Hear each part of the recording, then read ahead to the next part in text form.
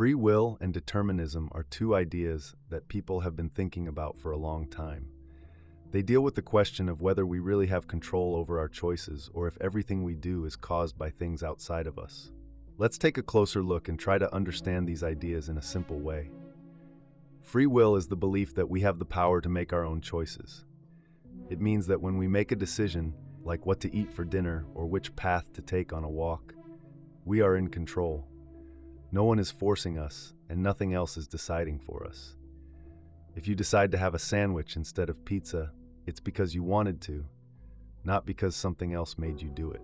Free will also comes with responsibility. If we are free to make our own decisions, then we are responsible for the outcomes of those decisions. If someone makes a mistake or does something wrong, it's because they chose to, and they can be held accountable.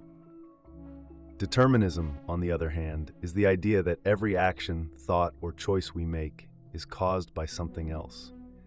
It suggests that our decisions are not really free because they are shaped by things like our upbringing, our environment, or even how our brains work. For example, if you choose to eat pizza instead of a sandwich, a determinist might say that decision was influenced by the smell of the pizza, your mood, or a memory of enjoying pizza in the past.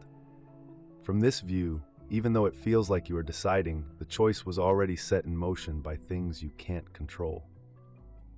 These two ideas seem to go against each other. If determinism is true, and all of our actions are caused by something else, how can we say we are free to choose? Let's imagine a person deciding whether to go for a run or stay at home. They might feel like they are free to choose either one. But a determinist would argue that the choice they make will depend on things like how tired they are, how much they like running, or even the weather outside. It might seem free, but the determinist believes the choice was already influenced by all those factors. People who believe in free will argue that we can still make choices, even if we are influenced by outside things. For example, someone who usually eats junk food might decide one day to start eating healthy. This might seem like a moment where free will is at work. They are making a choice to change their habits, even though it's not what they usually do. Supporters of free will see this as proof that people can rise above their circumstances and take control of their lives. Some thinkers try to find a middle ground between free will and determinism. They believe both ideas can be true at the same time. This is called compatibilism. According to this view, we can make choices, but those choices are still influenced by outside factors. For instance, if you decide to paint on your day off, that decision might be shaped by your love of art or the supplies you have at home. Even though those factors play a role, compatibilists say you are still making a free choice because it's something you wanted to do. Science also plays a part in this discussion. Studies of the brain have shown that sometimes our brains start preparing for actions before we are even aware of making a decision. For example, if you reach for a cup of coffee, your brain might send signals to your hand before you even realize you've decided to grab the cup. Some people think this means free will isn't real, that our brains are making the decisions for us. Others argue that just because the brain starts early, it doesn't mean we don't have control. They believe that conscious thought still plays an important role in deciding what we do. This debate is not just about ideas, it also affects real life. Think about the justice system. If determinism is true and people's actions are shaped by their environment, can we blame someone for doing something wrong? If they didn't really have a choice, is it fair to punish them? Some people say yes, because punishment or rehabilitation can still change future behavior. Even if the person wasn't fully in control of their actions, holding them accountable might prevent them from repeating the same mistakes. Free will also has practical effects on how we see ourselves. If you believe you have free will, you might feel more motivated to improve yourself or change bad habits. For example, you might think, I can choose to exercise more or spend less time on my phone. On the other hand, if you believe in determinism, you might focus more on understanding why you act the way you do. This can lead to greater compassion for yourself and others, as you see how much of life is shaped by things we don't control, like our childhoods or our surroundings. Everyday situations can help us think about this debate. Imagine choosing a career. Are you picking a job because it's something you truly love, or because of pressure from family and the opportunities available to you? Or think about someone trying to quit smoking. Are they relying on their free will to make that change? Or are they influenced by support from friends, stress levels, and how hard it is to break a habit? These examples show how free will and determinism might both play a role in the choices we make. The question of free will versus determinism matters because it changes how we think about ourselves and others. If you lean toward free will, you might see people as fully responsible for their actions. If you lean toward determinism, you might be more focused on understanding the factors that shape behavior and working to change them. Neither view has all the answers, and the truth might be somewhere in between. But thinking about this question can help us better understand the world and our place in it. Whether you believe in free will, determinism, or something in between, the debate challenges us to think deeply about who we are and how we make decisions. It encourages us to reflect on our actions and to approach life with more understanding and care. Relativity and absolutism are two ways of thinking about truth, morality, and how we understand the world. These ideas may seem simple at first, but they lead to big questions about how people make decisions, judge actions, and interact with others. Let's explore both perspectives in a straightforward way and see how they compare. Relativity is the belief that truth or right and wrong can depend on the situation, culture, or perspective. It suggests that there isn't always one single answer or rule that applies to everyone, everywhere, all the time.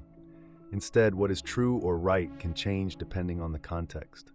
For example, a certain gesture might be polite in one country but rude in another. A relativist would say that both views are valid within their own cultures.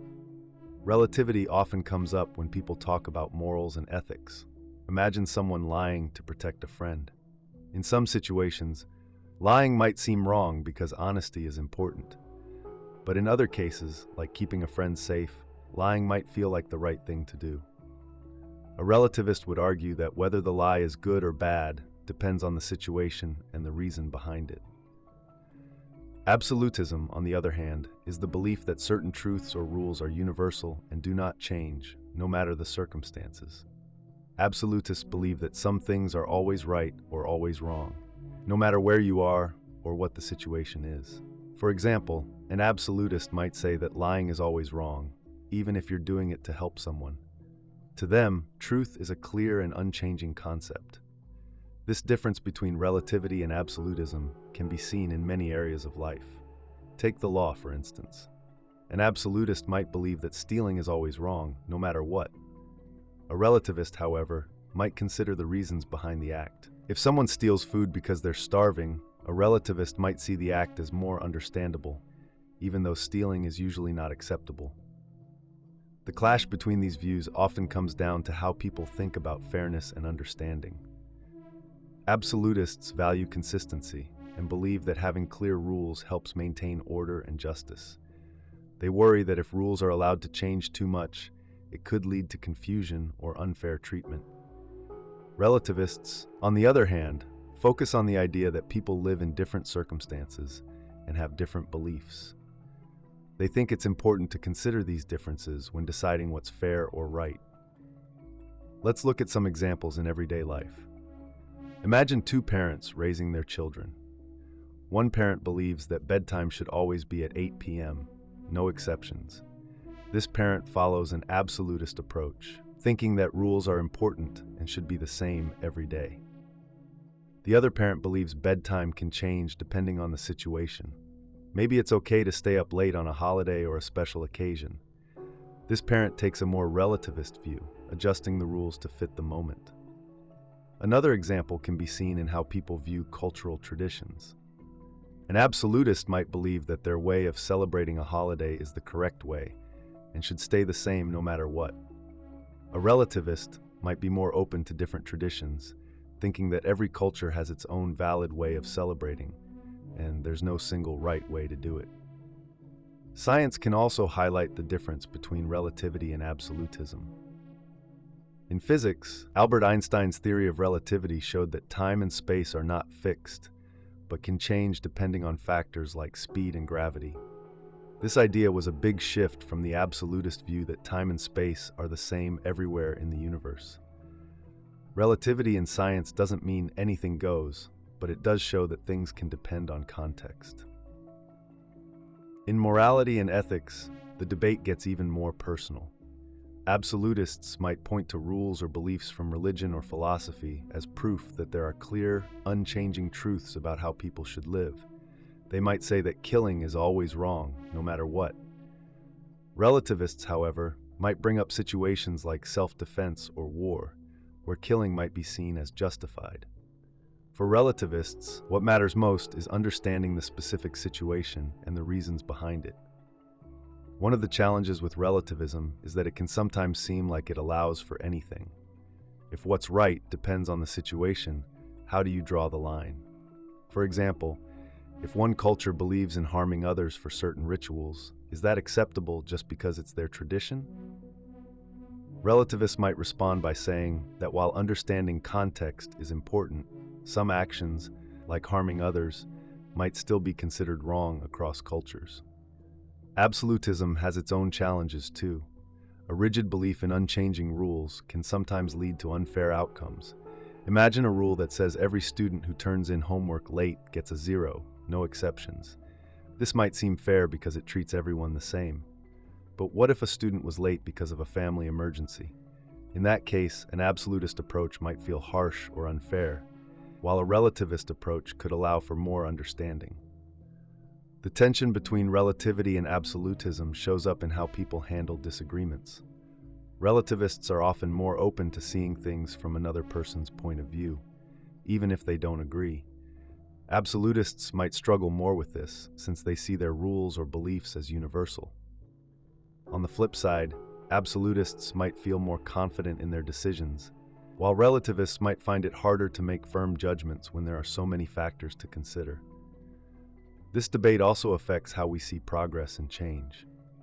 Absolutists might resist changes to long-standing traditions or values, believing that some things should stay the same no matter what. Relativists, however, are more likely to welcome change, seeing it as a natural part of adapting to new circumstances and ideas.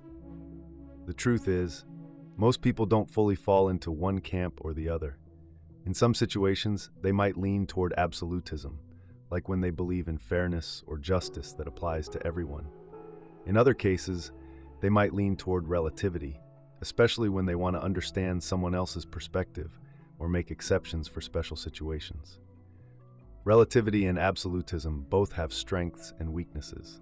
Relativity teaches us to be flexible, to consider context, and to understand the differences in people's experiences. Absolutism reminds us of the importance of clear rules and shared values that give people a sense of fairness and consistency. At the end of the day, the debate between relativity and absolutism isn't about choosing one side or the other. It's about finding a balance. Sometimes, rules and truths need to be firm to create order and fairness. Other times, they need to be flexible to account for the complexities of life. By thinking about both perspectives, we can better understand ourselves and the world around us. The idea of appearance versus reality has always been a big question for people. It asks whether what we see or experience is the same as what's really true. Sometimes things seem one way, but underneath they are something very different. This can apply to objects, people, or even situations. Let's explore this idea in simple terms. When we talk about appearance, we mean how something looks or seems on the surface. Reality, on the other hand, is about the truth beneath that surface. These two things don't always match. For example, imagine you're looking at a dessert that looks delicious. It's beautifully decorated, and the colors make your mouth water. But when you take a bite, you realize it doesn't taste good at all. The appearance promised one thing, but the reality was very different. This idea doesn't just apply to objects. It also applies to people. Think about someone you meet who seems very friendly and kind. At first, you might think they're a great person to know, but over time, you might notice that their actions don't match their words. They might be pretending to be nice for their own reasons. This is another example of how appearance and reality don't always line up. Sometimes we also misjudge situations because we focus too much on appearance. Imagine you see a person sitting alone at a party. You might assume they're lonely or don't want to be there, but in reality, they might be perfectly happy enjoying some quiet time, or they might just be taking a break. Our first impressions often come from what we see, but they aren't always accurate. This difference between how things seem and how they are has been a major theme in stories, art, and philosophy. In literature, many famous works explore this idea. Think about fairy tales where something looks magical or safe but turns out to be dangerous, like a witch disguised as a kind old woman. These stories remind us to look beyond appearances and question what's really true. Philosophy has also spent a lot of time on this topic. Plato, a famous philosopher, told a story about a cave. In the story, people live in a cave and only see shadows on the wall. They think the shadows are reality because it's all they know. But if one person leaves the cave and sees the outside world, they realize the shadows were just appearances, and the real world is much bigger and more complex. This story shows how people can mistake appearances for reality when they don't have the full picture. Even science deals with this question. At a glance, the Earth looks flat when you stand on it, but we know it's round. The sun seems to move across the sky, but in reality, the Earth is moving. These are examples of how what we see can be very different from what is true when we dig deeper and learn more. The difference between appearance and reality is also important in how we judge others. People often try to present themselves in a certain way, especially on social media. Someone might post pictures that make their life look perfect, but the reality could be very different. They might be dealing with stress, sadness, or other struggles that don't show in their photos. This is why it's important not to compare yourself too much to what you see online. It's easy to forget that what people show is just one part of their reality. Appearance versus reality also affects trust. If someone appears honest but isn't, it can cause problems in relationships. Imagine a person who always says the right things to make you believe they care about you, but later, you realize their actions don't match their words. This can hurt because you trusted what you saw on the surface without knowing the truth beneath it. Another example is advertising. Companies often try to make their products look better than they are. A fast food burger might look huge and perfect in a commercial, but when you order it, the real burger might be much smaller and messier. This is a simple but clear case of appearance not matching reality.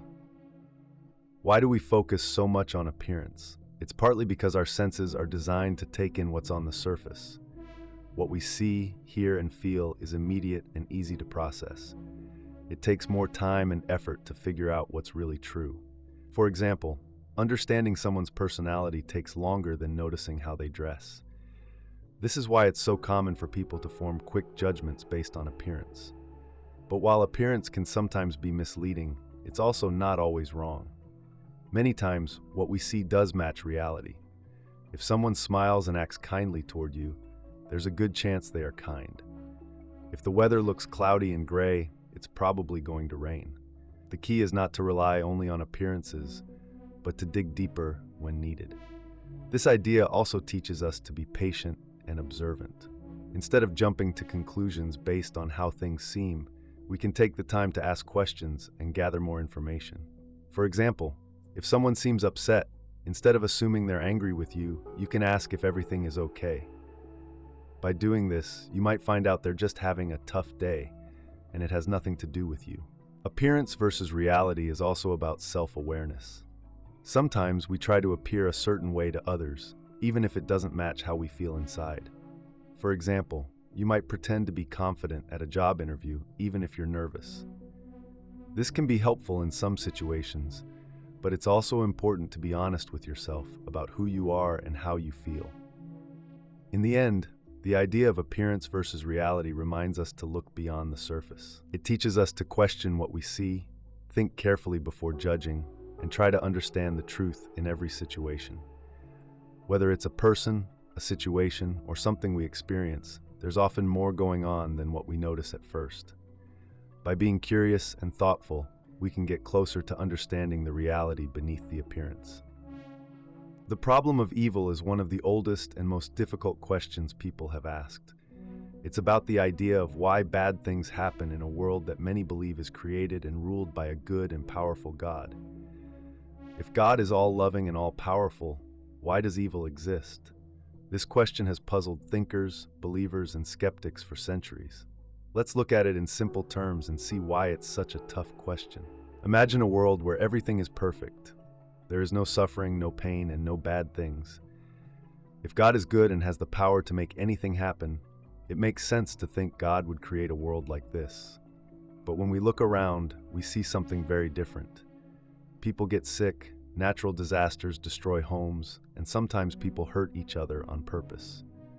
This is where the problem of evil comes in. How can these things exist if God is both loving and powerful? To understand this question better, we need to think about two kinds of evil. The first kind is called moral evil. This is the kind of evil that comes from people's actions. For example, when someone lies, steals, or hurts someone else, that's moral evil. It happens because people make choices that harm others. The second kind is called natural evil. This includes things like earthquakes, floods, and diseases. These are not caused by people, but by nature. Some people try to explain the problem of evil by saying that free will is part of the answer. They believe God gave people the ability to choose what they want to do. This freedom is important because it allows us to love, create, and do good things. But it also means we can choose to do bad things. If God took away our ability to make bad choices, we wouldn't really be free. For example, if a person could only ever tell the truth, they wouldn't be choosing to be honest. It would be forced on them. Supporters of this idea believe free will is worth the risk of people sometimes choosing to do wrong. But free will doesn't explain everything. What about natural evil? A hurricane isn't a choice, and cancer isn't the result of someone deciding to do harm. Some people explain natural evil by saying it is part of how the world works. Natural disasters, for example, are caused by the movement of the Earth's crust, or the weather systems that keep our planet alive. Diseases can be explained by biology. While these things can cause suffering, they are also part of what makes the world function. Without the processes that create life, there wouldn't be life at all. Others say that evil and suffering are tests or lessons. They believe that going through hard times helps people grow stronger, kinder, or more understanding.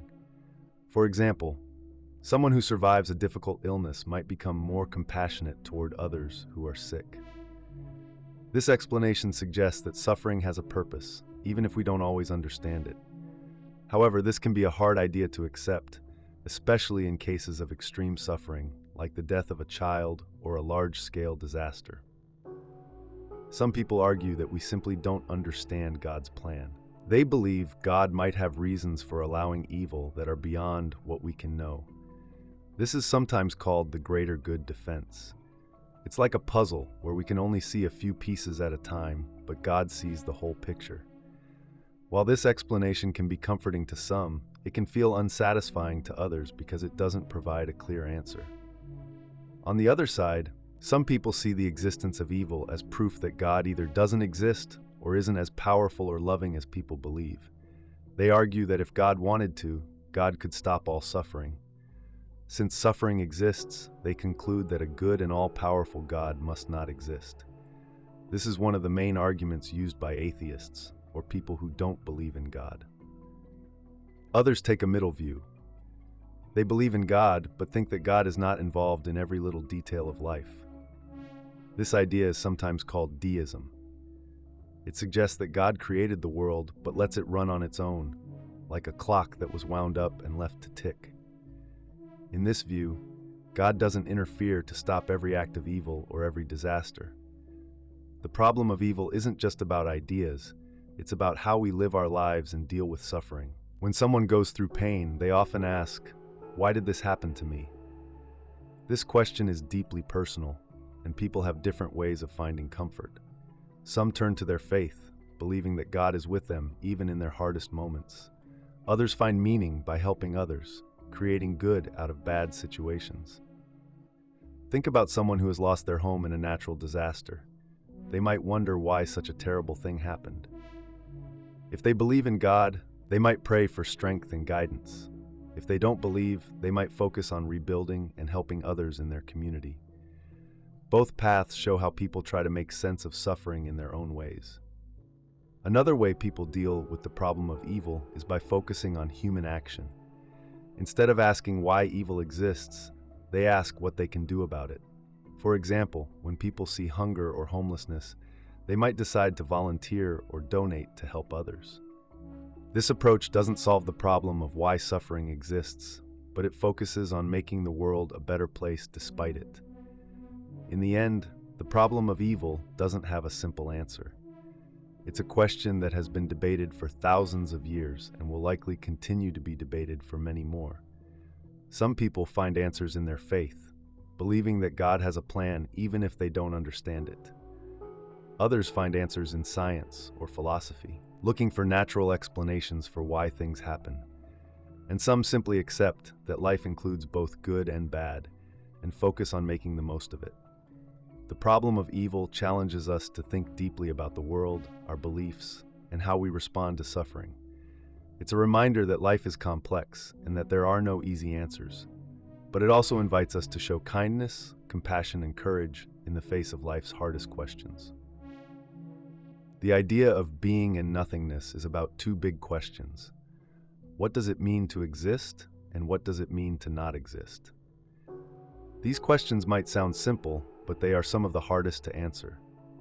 Philosophers, writers, and thinkers have spent centuries trying to understand them. Let's take a look at these ideas in a way that makes sense without getting too complicated. Being is about existence. It's the state of something being real, present, or alive. For example, a tree, a person, or even an idea like love can all be. When we say something is, we're talking about its being. We experience being every day without really thinking about it. When you see the sky, hear music, or feel the warmth of the sun, you are experiencing things that exist. Nothingness, on the other hand, is the absence of being. It's the state where something does not exist. Imagine an empty room. It has no people, no furniture, no sound, just emptiness. Now take that idea further and think of absolute nothingness, where there's not even air, space, or time. That's a harder idea to grasp because our minds are so used to thinking about things that exist. Nothingness feels strange because it's the complete opposite of everything we know. The philosopher Jean-Paul Sartre wrote a lot about being and nothingness. He believed that nothingness is a big part of what it means to be human. He said that humans are not just things that exist, like rocks or trees. We have the ability to think about what we are, what we want to be, and what we are not. This means we are always aware of nothingness, even if we don't realize it. Let's use an example to explain this. Imagine you are sitting in a cafe, waiting for a friend. You look around and you see people talking, drinking coffee, and reading. These are all examples of being. They are things that exist in the moment. But then you notice that your friend is not there yet. Their absence is an example of nothingness.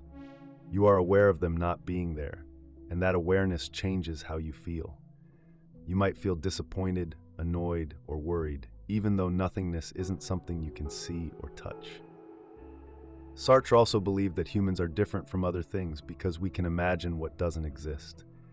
For example, if you have a job you don't like, you can imagine a different life where you do something else. That imagined life doesn't exist. It's a kind of nothingness. But thinking about it might inspire you to make changes. Sartre thought this ability to imagine and create meaning is what makes life so special. We don't just accept the world as it is, we think about how it could be. This brings us to another big idea, freedom. Sartre believed that because we are aware of being and nothingness, we are free to make choices.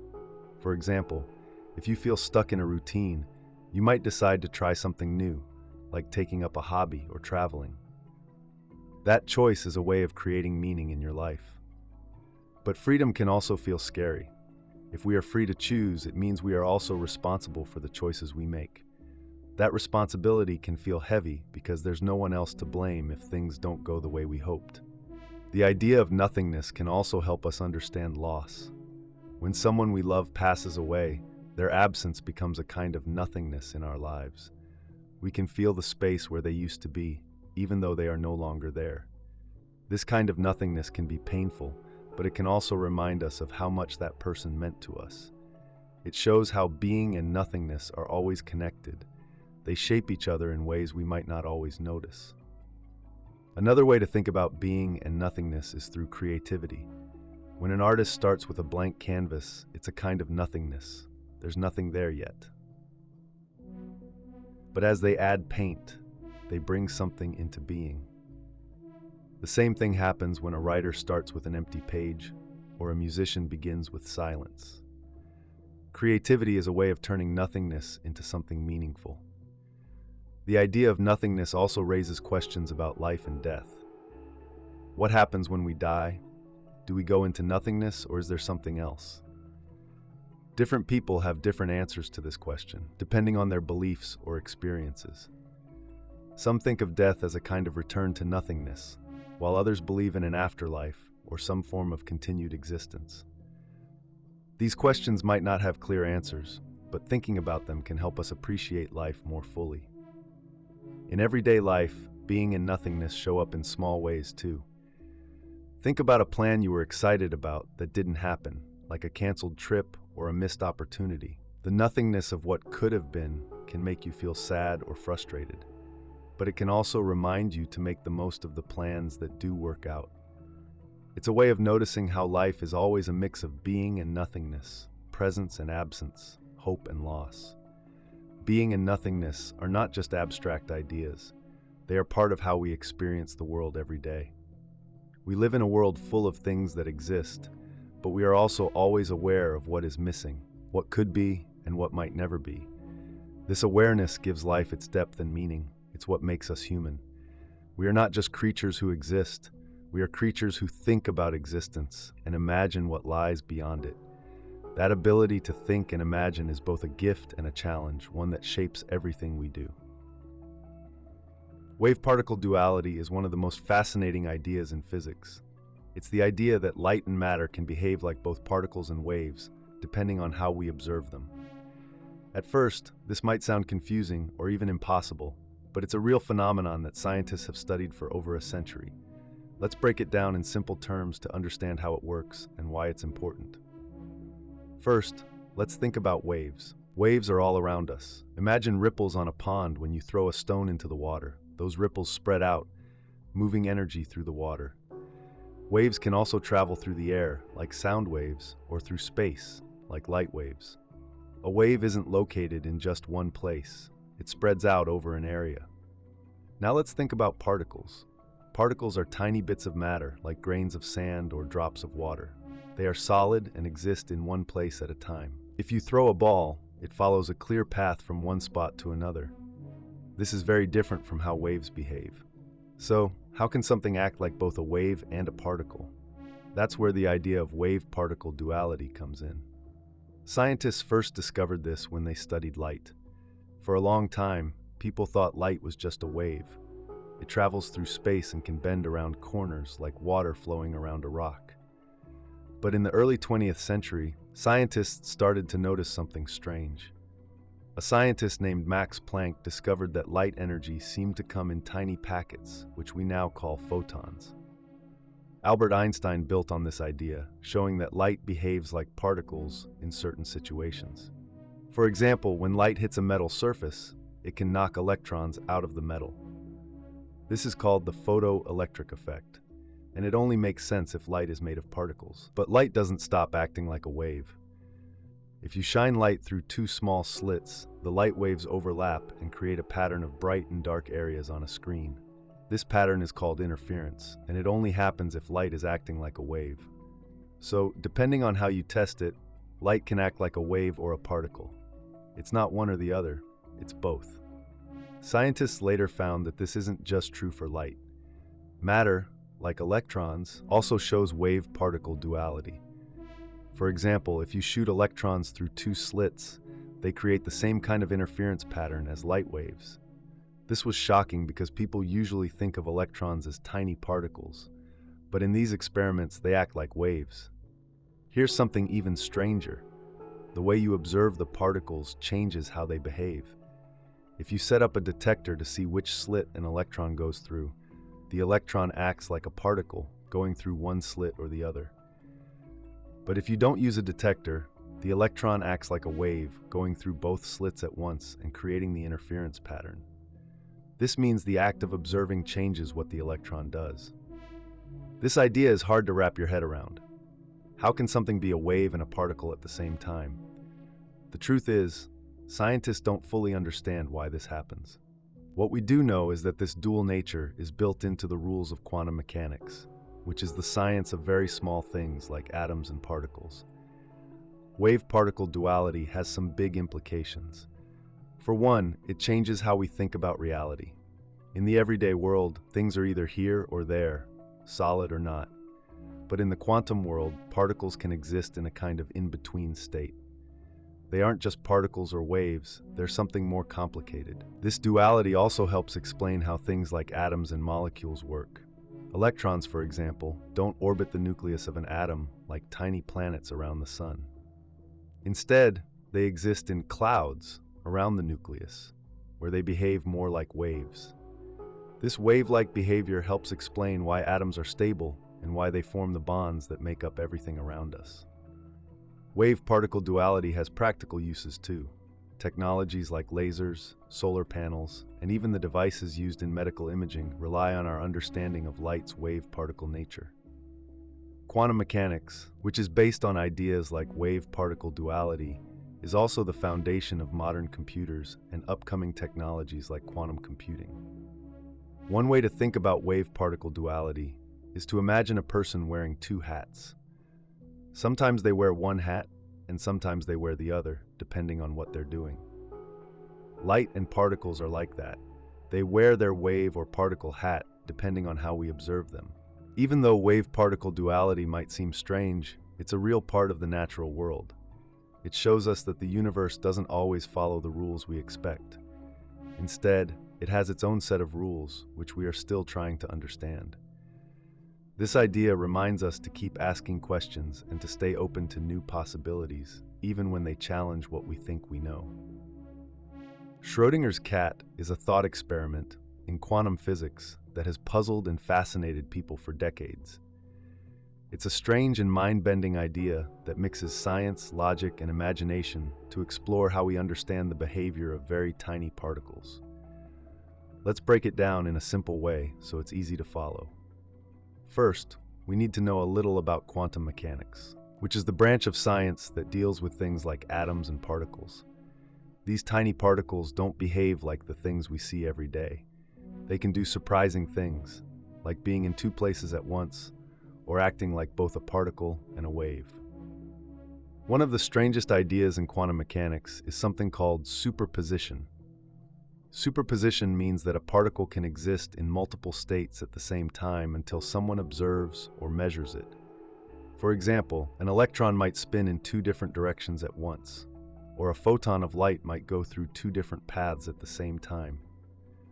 Once it is observed, however, it chooses one state and behaves as if it was always in that state. This might sound confusing, but it's been proven by experiments, even though it doesn't match how we experience the world. Now let's bring in the cat. In 1935, a physicist named Erwin Schrödinger created this thought experiment to show just how strange quantum mechanics can be. He imagined putting a cat in a sealed box along with a few special items: a radioactive atom, a Geiger counter, a device that detects radiation, a vial of poison, and a mechanism that breaks the vial if the Geiger counter detects radiation. Here's how it works. The radioactive atom has a 50% chance of decaying, breaking apart, within a certain time, and a 50% chance of not decaying. If the atom decays, it triggers the Geiger counter, which activates the mechanism to break the vial, releasing the poison and killing the cat. If the atom does not decay, the vial stays intact and the cat stays alive. Now comes the strange part. According to quantum mechanics, until you open the box and look inside, the radioactive atom exists in a superposition of states. It has both decayed and not decayed at the same time. Because the cat's life depends on the state of the atom, the cat is also in a superposition. It is both alive and dead at the same time until you observe it. When you open the box, the superposition ends.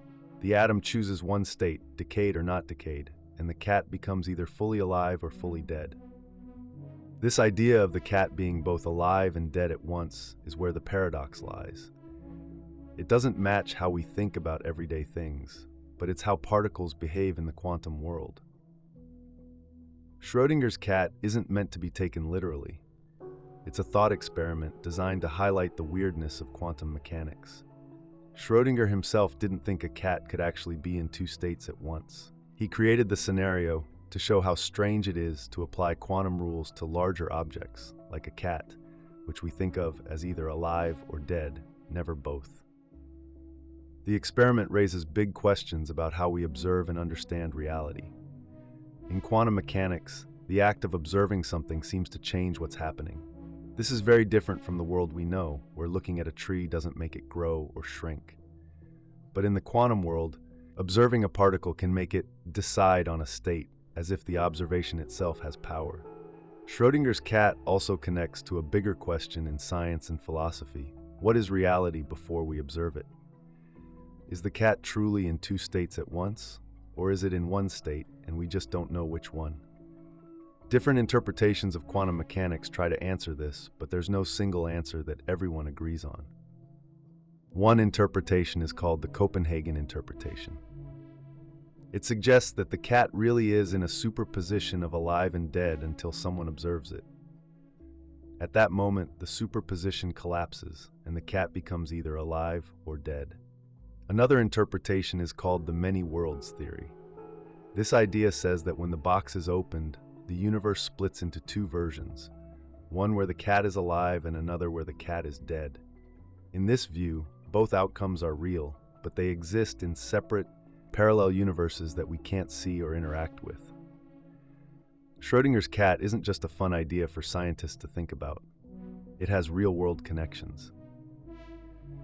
Quantum mechanics helps explain how things like computers, smartphones, and even medical imaging machines work. It's the foundation for technologies that rely on the behavior of particles at a very small scale. Schrödinger's cat shows us the kinds of puzzles scientists deal with when they study the quantum world. In everyday life, we don't see superpositions because quantum effects are usually too small to notice. For bigger objects, like cats or people, these effects seem to disappear, and things behave in predictable ways. But at the smallest levels of the universe, particles don't follow the same rules, which is why quantum mechanics feels so strange. The thought experiment also teaches us something about curiosity and the limits of knowledge. Until you open the box, you don't know the cat's state. This reflects how much of science and life depends on observing, questioning, and testing. Even if the answers are surprising or don't match what we expect, asking questions helps us learn more about the world. Schrödinger's cat reminds us that reality can be more complicated than it seems. It challenges us to think beyond what we see and consider the deeper, often hidden ways that the universe works. By exploring these strange ideas, scientists and thinkers push the boundaries of what we know and open up new possibilities for understanding the world around us. The debate between the Big Bang Theory and the steady-state theory is one of the most fascinating in the history of science. It's about how the universe began, or if it even had a beginning. Both ideas aim to explain how the universe works, but they take very different approaches. Let's break it down in simple terms. The Big Bang Theory is the idea that the universe started as a single point, often called a singularity, and has been expanding ever since. Imagine blowing up a balloon. At first, the balloon is small, but as you blow air into it, it gets bigger. The universe, according to the Big Bang Theory, works in a similar way.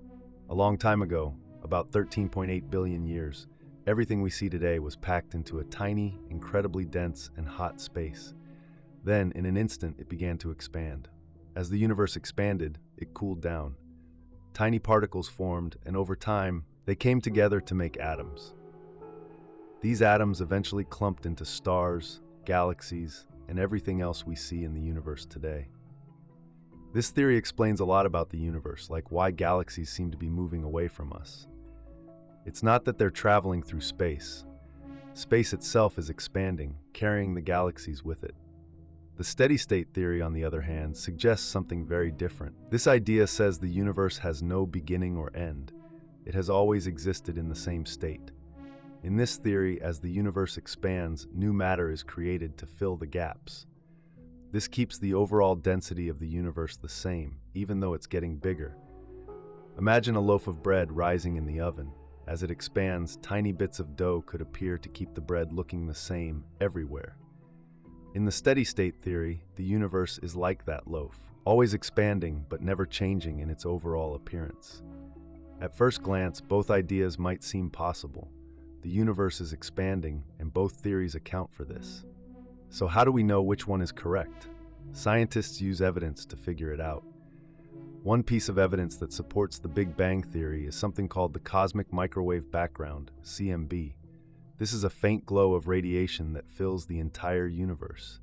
It's like a snapshot of what the universe looked like when it was very young, just a few 100,000 years after the Big Bang. The CMB is a kind of leftover heat from the early universe, and it matches exactly what the Big Bang theory predicts. The steady-state theory, however, doesn't explain the CMB. Another clue comes from the way galaxies are distributed in the universe. The Big Bang theory predicts that the universe should look different at different times in its history. When we look far into space, we're also looking back in time. What we see matches the idea that the universe was once very different, with young galaxies forming in a smaller, denser space. The steady-state theory, which says the universe is unchanging over time, can't explain this. The discovery of the Big Bang theory wasn't sudden. It was built on years of observation and research. In the 1920s, a scientist named Edwin Hubble made a key discovery. He found that galaxies are moving away from us, and the farther away they are, the faster they're moving. This showed that the universe is expanding. It was the first big clue that the universe might have started from a single point. Later, in the 1960s, scientists discovered the cosmic microwave background. This was a huge breakthrough because it provided strong evidence that the universe had a hot, dense beginning. Since then, more discoveries, like the way elements like hydrogen and helium formed, have supported the Big Bang theory. The steady-state theory had its supporters too.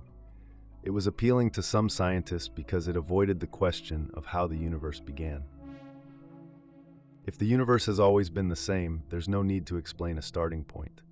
For a while, it seemed like a simple and elegant solution. But as more evidence piled up, it became clear that the Big Bang theory was a better fit for the facts. The debate between these two ideas isn't just about science. It also touches on big philosophical questions. The Big Bang theory suggests that the universe had a beginning. This raises questions like, what caused it to start? Was there something before the Big Bang? These are questions that science can't fully answer yet, and they leave room for wonder and imagination. The steady-state theory, by contrast, avoids these questions. If the universe has always been the same, there's no need to ask what came before. This can be comforting to some people because it avoids the mystery of a starting point. But it also leaves us with fewer ways to explain how the universe we see today came to be. Even though the Big Bang theory is now widely accepted, science is always open to new ideas and evidence. For example, scientists are still trying to understand what caused the Big Bang. Some theories suggest that our universe might be part of a larger multiverse, with many universes existing side by side.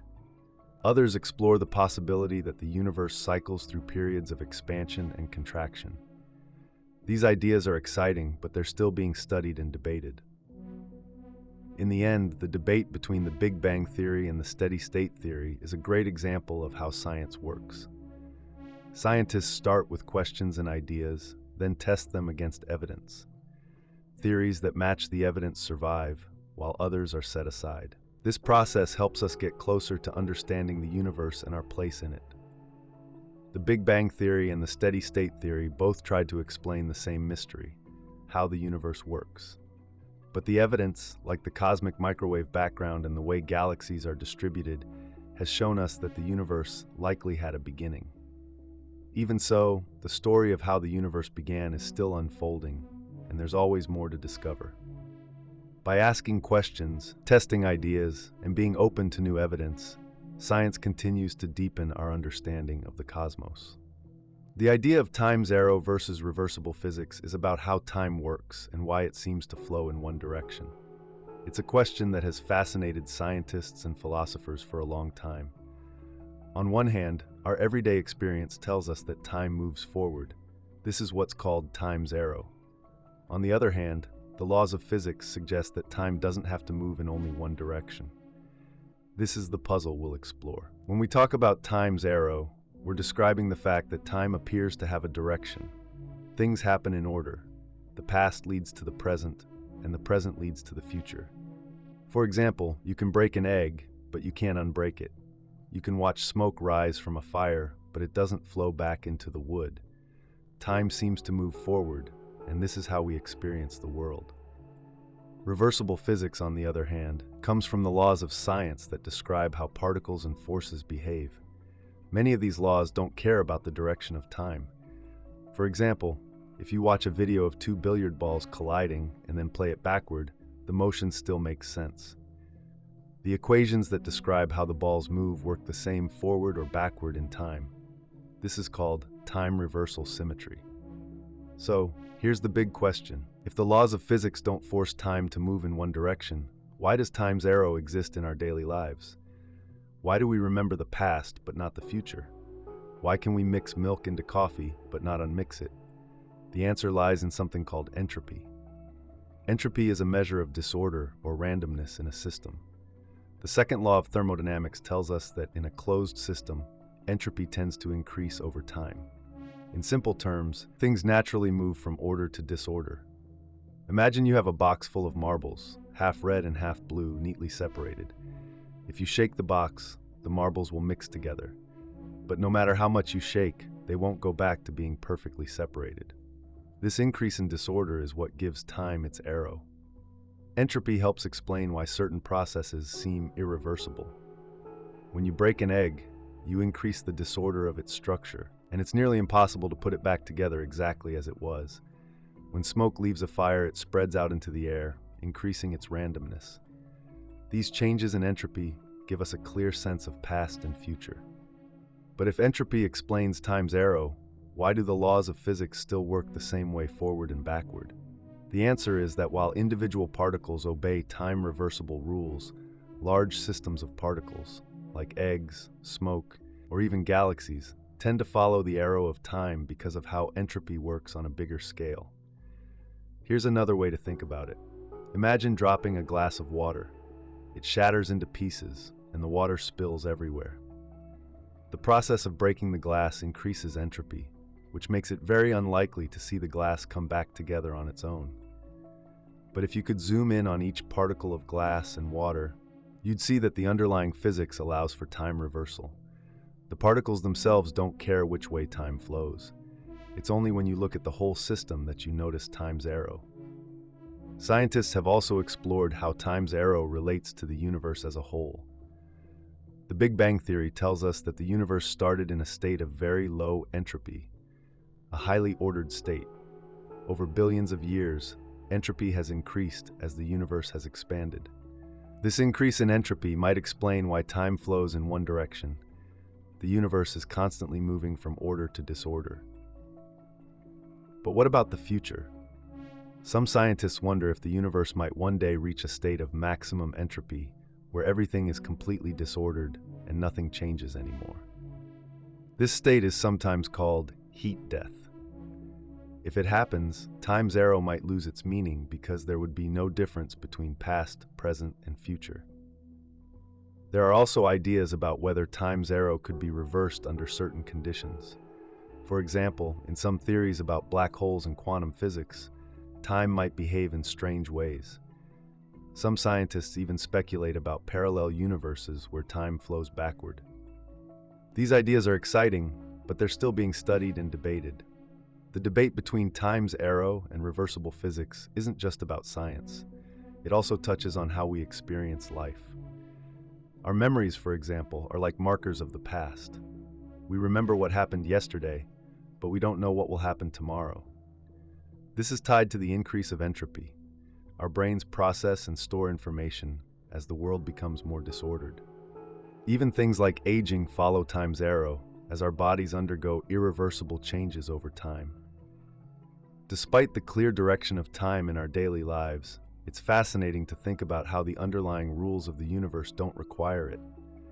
The clash between time's arrow and reversible physics reminds us that the way we experience the world isn't always the full story. Beneath the surface, the universe is full of mysteries waiting to be explored.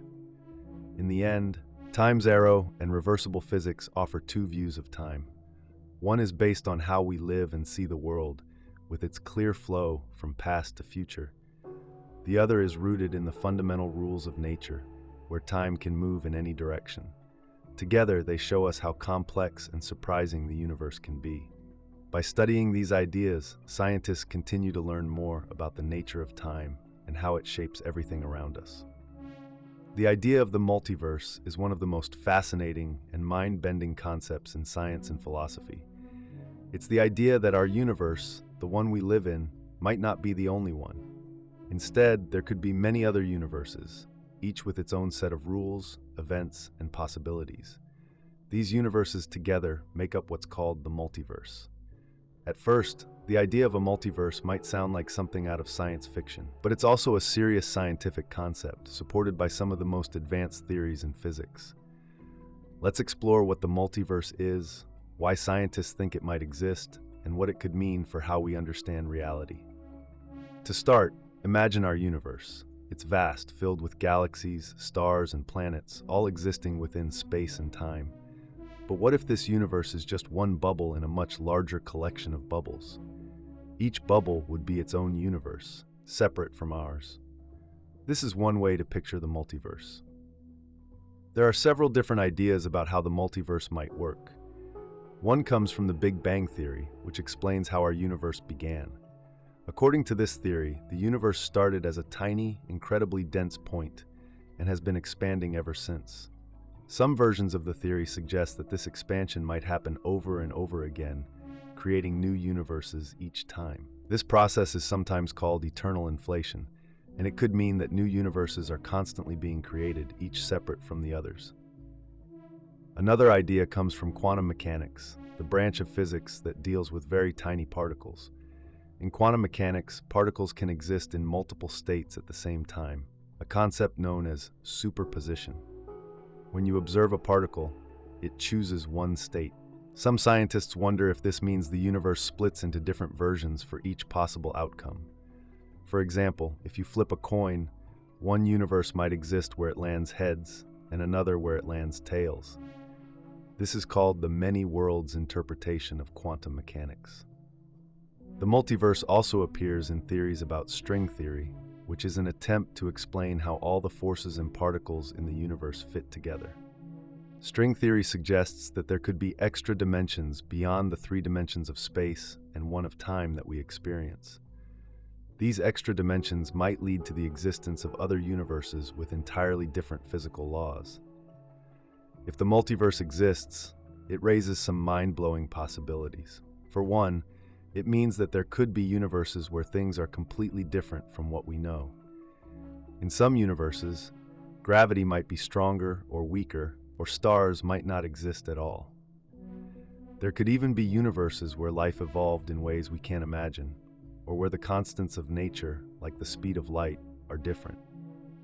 The multiverse might also help answer some big questions about our own universe.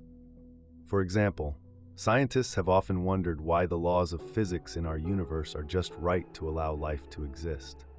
If certain numbers, like the strength of gravity, were slightly different, stars and planets might never have formed, and life as we know it couldn't exist. This is called the fine-tuning problem. The multiverse offers one possible explanation. If there are countless universes with different laws, it's not surprising that we happen to live in one where everything works for life. After all, we couldn't exist to ask the question if the conditions weren't right. But the idea of a multiverse also comes with challenges. One big question is whether we can ever prove it exists. By definition, other universes in the multiverse would be separate from ours, meaning we might not be able to see or measure them. Without direct evidence, the multiverse remains a hypothesis, a fascinating one, but not something we can confirm yet. Still, scientists are trying to find clues. One way they're doing this is by studying the cosmic microwave background, the faint glow left over from the Big Bang. If our universe has bumped into other universes in the past, those collisions might leave marks on the CMB that we could detect. So far, no clear evidence of this has been found, but the search continues. The multiverse also raises philosophical questions. If there are countless universes, what does that mean for our place in the cosmos? Are we just one tiny part of a much larger picture? And if there are versions of ourselves in other universes, what does that mean for our sense of identity and free will? These questions don't have easy answers, but they show how the idea of a multiverse challenges us to think in new ways about reality. Another question is about whether the multiverse has a beginning or an end. If universes are constantly being created, does that mean the multiverse is infinite? And if it is infinite, does that mean every possible version of events must happen somewhere? These ideas are hard to grasp, but they remind us how much we still have to learn about the nature of existence. The multiverse is more than just an abstract idea. It's a way to explore some of the biggest mysteries in science. By thinking about other universes, scientists are pushing the boundaries of what we know about space, time, and reality itself. Even if we never find direct evidence of the multiverse, studying it helps us better understand our own universe and our place in it. Whether or not the multiverse exists, the idea sparks curiosity and wonder. It reminds us that the universe we see might be just one part of a much larger and more complex reality. By asking questions and exploring possibilities, we continue to expand our understanding of the cosmos and our place in it. And that, in itself, is one of the most exciting things about science. The debate between individualism and collectivism is about how people see their role in society and how they balance personal freedom with the needs of the group. These two ideas shape cultures, communities, and even personal relationships in different ways. Let's break it down simply to understand what these concepts mean and how they affect our daily lives. Individualism is the idea that the individual is the most important. In individualist cultures, people focus on personal goals, choices, and achievements. The belief is that everyone should have the freedom to follow their own path and make their own decisions. This idea values independence and self-reliance. For example, in an individualist society, someone might prioritize their career goals over staying close to their family.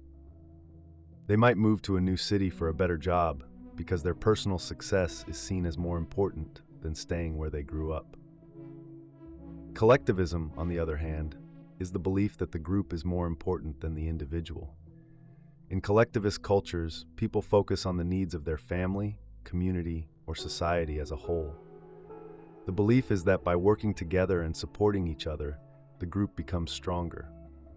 In a collectivist society, someone might stay in their hometown to help take care of aging parents or support the family business, even if they have personal dreams of moving elsewhere. Both of these ideas have their strengths and weaknesses, and neither is better than the other in every situation. Instead, they reflect different ways of thinking about how people relate to one another. One of the strengths of individualism is that it encourages personal freedom and creativity. People are free to explore their own interests, make their own choices, and express themselves. This can lead to innovation, as individuals are motivated to think outside the box and find new solutions. For example, in individualist cultures, people might start their own businesses or pursue artistic careers, even if it means taking big risks. The focus on personal responsibility also means people are often encouraged to work hard and succeed on their own. But individualism can have downsides too. When people focus too much on their own needs, it can lead to isolation or a lack of community support. For example, someone who prioritizes their career might find themselves feeling lonely if they don't maintain close relationships with family or friends. In some cases, individualism can also lead to competition that feels unhealthy, where people are so focused on being the best that they forget to work together. Collectivism has its own strengths. It emphasizes teamwork, loyalty, and the idea that people should look out for one another. In collectivist cultures, relationships are often very strong because people spend a lot of time helping their families, friends, and communities. For example, in a collectivist society, people might come together to celebrate festivals or support someone in need. This focus on the group can create a strong sense of belonging and purpose. However, collectivism can also have drawbacks. When the group's needs always come first, individuals might feel pressured to give up their own dreams or preferences. For example, someone in a collectivist culture might feel they can't pursue a career they love because their family expects them to take on a different role. In extreme cases, collectivism can lead to conformity, where people feel they have to act or think in a certain way to fit in, even if it doesn't align with their true selves. These two ways of thinking don't just apply to cultures, they also show up in everyday situations. Imagine a workplace. In an individualist workplace, employees might be rewarded for their personal performance. Promotions might go to people who stand out and achieve the most. In a collectivist workplace, the focus might be on teamwork and cooperation. Success might be measured by how well the whole team does, not just one person. In families, the balance between individualism and collectivism can look very different depending on the culture. In an individualist family, a young adult might decide to move out and live on their own as soon as they can, valuing their independence. In a collectivist family, they might stay with their parents longer, helping with household responsibilities and valuing the family unit over personal freedom. One way to understand these differences is to think about how people define success. In individualist cultures, success is often about personal achievement, getting a good job, earning money, or being recognized for your skills.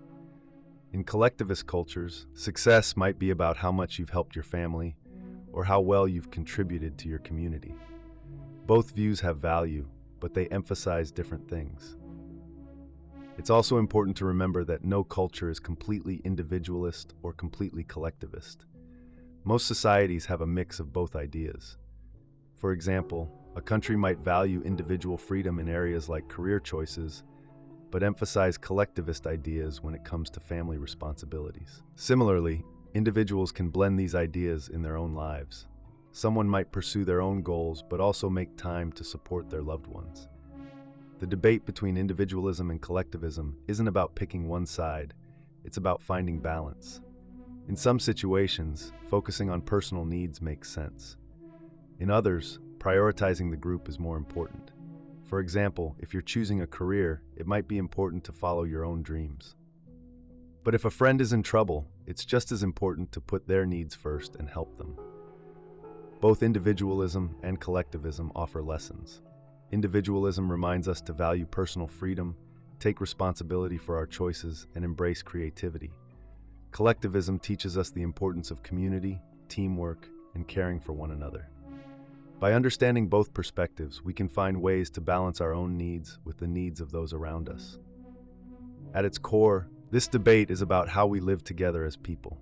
It challenges us to think about what we owe to ourselves and what we owe to others. By exploring these ideas, we can learn to create a world where both individuals and communities can thrive. The debate between tradition and progress is about balancing the old with the new. On one side, tradition values the customs, practices, and beliefs that have been passed down through generations. On the other, progress focuses on change, innovation, and moving forward. Both ideas are important, but they sometimes clash, leaving people to wonder which should take priority. Tradition is about keeping things the same. It holds on to practices that have worked in the past, giving people a sense of stability and identity. Traditions can be as simple as celebrating a holiday in a certain way, or as complex as following cultural or religious rituals. For many, traditions provide a link to their ancestors and a way to connect with their heritage. For example, wearing traditional clothing during a wedding or gathering with family for a holiday meal are ways people honor their past. Tradition also creates a sense of belonging. When people take part in shared customs, they feel like they're part of something bigger than themselves. It can build strong ties within families, communities, and cultures. For instance, a town festival that happens every year can bring people together, reminding them of shared values and history. Progress, on the other hand, is about moving forward and finding better ways to do things. It focuses on improvement, whether that's through technology, ideas, or ways of living. Progress often questions old ways of thinking, asking whether they still make sense in the modern world. For example, progress might mean developing new medical treatments or creating laws that promote equality and fairness. Progress brings benefits by solving problems that traditions might not address. It's the reason we have electricity, vaccines, and faster ways to travel. Progress also encourages people to think critically and imagine new possibilities. For example, questioning old social norms has led to more rights for women, greater acceptance of diverse cultures, and changes in how people approach education. But the clash between tradition and progress often happens when one side feels threatened by the other. People who value tradition might see progress as disrespectful or risky, worrying that change could weaken the bonds that hold communities together. On the other hand, people who focus on progress might see tradition as outdated or limiting, believing it prevents society from evolving. Let's look at an example. Imagine a small town where farming has been the way of life for generations. Families pass down their farming techniques, and the community values hard work and the land. But then, a company introduces new farming technology that could make work easier and crops grow faster. Some people in the town might welcome this as progress, excited about the possibilities. Others might worry that using machines will take away the skills and traditions that have defined their way of life. This tension also appears in how people celebrate traditions in a changing world. For instance, some cultures have traditional clothing or festivals that have been part of their identity for centuries. As the world becomes more connected, people might start blending these traditions with modern styles or new customs. For some, this mix feels like progress, showing how cultures can adapt. For others, it feels like losing something important. In families, the balance between tradition and progress can create challenges too. Parents might want to pass on their customs and values, while younger generations might want to do things differently. For example, a family might have a tradition of cooking certain dishes during holidays, but younger members might prefer to try new recipes or celebrate in other ways. Finding a way to honor the past while embracing new ideas can be tricky but rewarding. One of the strengths of tradition is that it offers guidance. When people don't know what to do, they can look to traditions for answers. For example, traditional practices often include ways to celebrate life events like weddings or funerals, giving people a sense of structure and meaning during important times. Traditions also often carry wisdom from the past, like old recipes or farming techniques that have stood the test of time. But tradition isn't perfect. Sometimes traditions hold on to ideas or practices that no longer make sense. For example, traditions that exclude certain groups of people or enforce unfair roles might feel outdated or harmful in a modern, more inclusive society. In these cases, progress steps in to question and improve. Progress has its challenges too. While it often brings great advancements, it can also create uncertainty or unintended consequences. For instance, new technologies can make life easier, but they can also lead to problems like environmental damage or social isolation. Progress that moves too fast can leave some people feeling left behind, especially if they don't have the resources to keep up. The debate between tradition and progress isn't about choosing one over the other. It's about finding balance. Traditions remind us of where we come from and help us feel connected to others. Progress helps us adapt to the present and build a better future. The challenge is to honor the wisdom of the past while staying open to new ideas.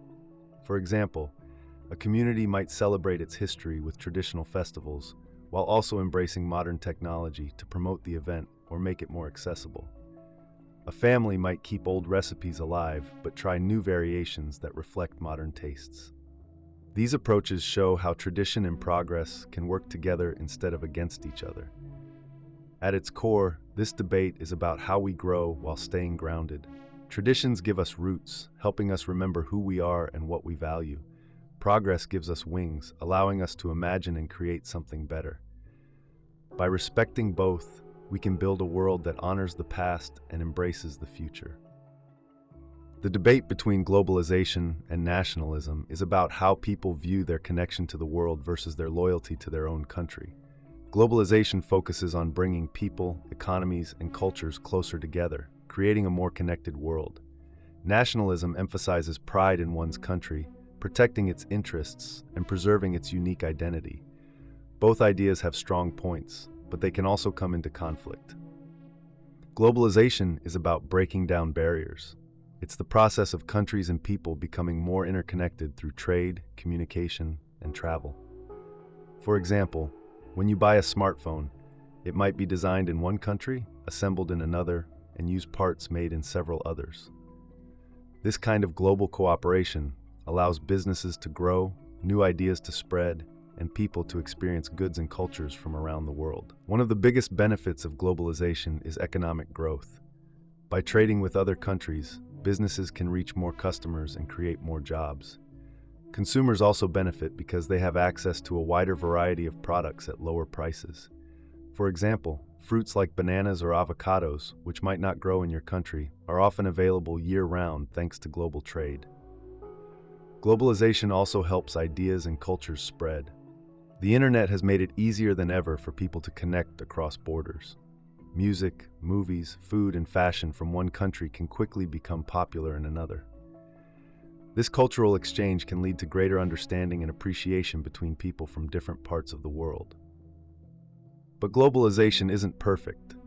One of its downsides is that it can lead to inequality. While some people and businesses thrive in a global economy, others struggle. For example, small local businesses might find it hard to compete with big international companies. Jobs can also be outsourced to other countries, leaving workers in one place without opportunities. This has made some people feel left behind by globalization. Globalization can also lead to a loss of cultural identity. When international trends dominate, smaller or more traditional cultures might feel overshadowed. For example, local languages, customs, or art forms can sometimes be replaced by global ones, which can make people worry about losing what makes their culture unique. Nationalism, on the other hand, is about focusing on your own country. It's the belief that a nation should look out for its own people first and protect its traditions, values, and interests. Nationalism often encourages pride in your country's history and achievements. For example, celebrating national holidays, promoting local industries, or supporting homegrown products are ways people express nationalism. One strength of nationalism is that it can create unity. When people feel connected to their country, they might work together to solve problems or achieve goals.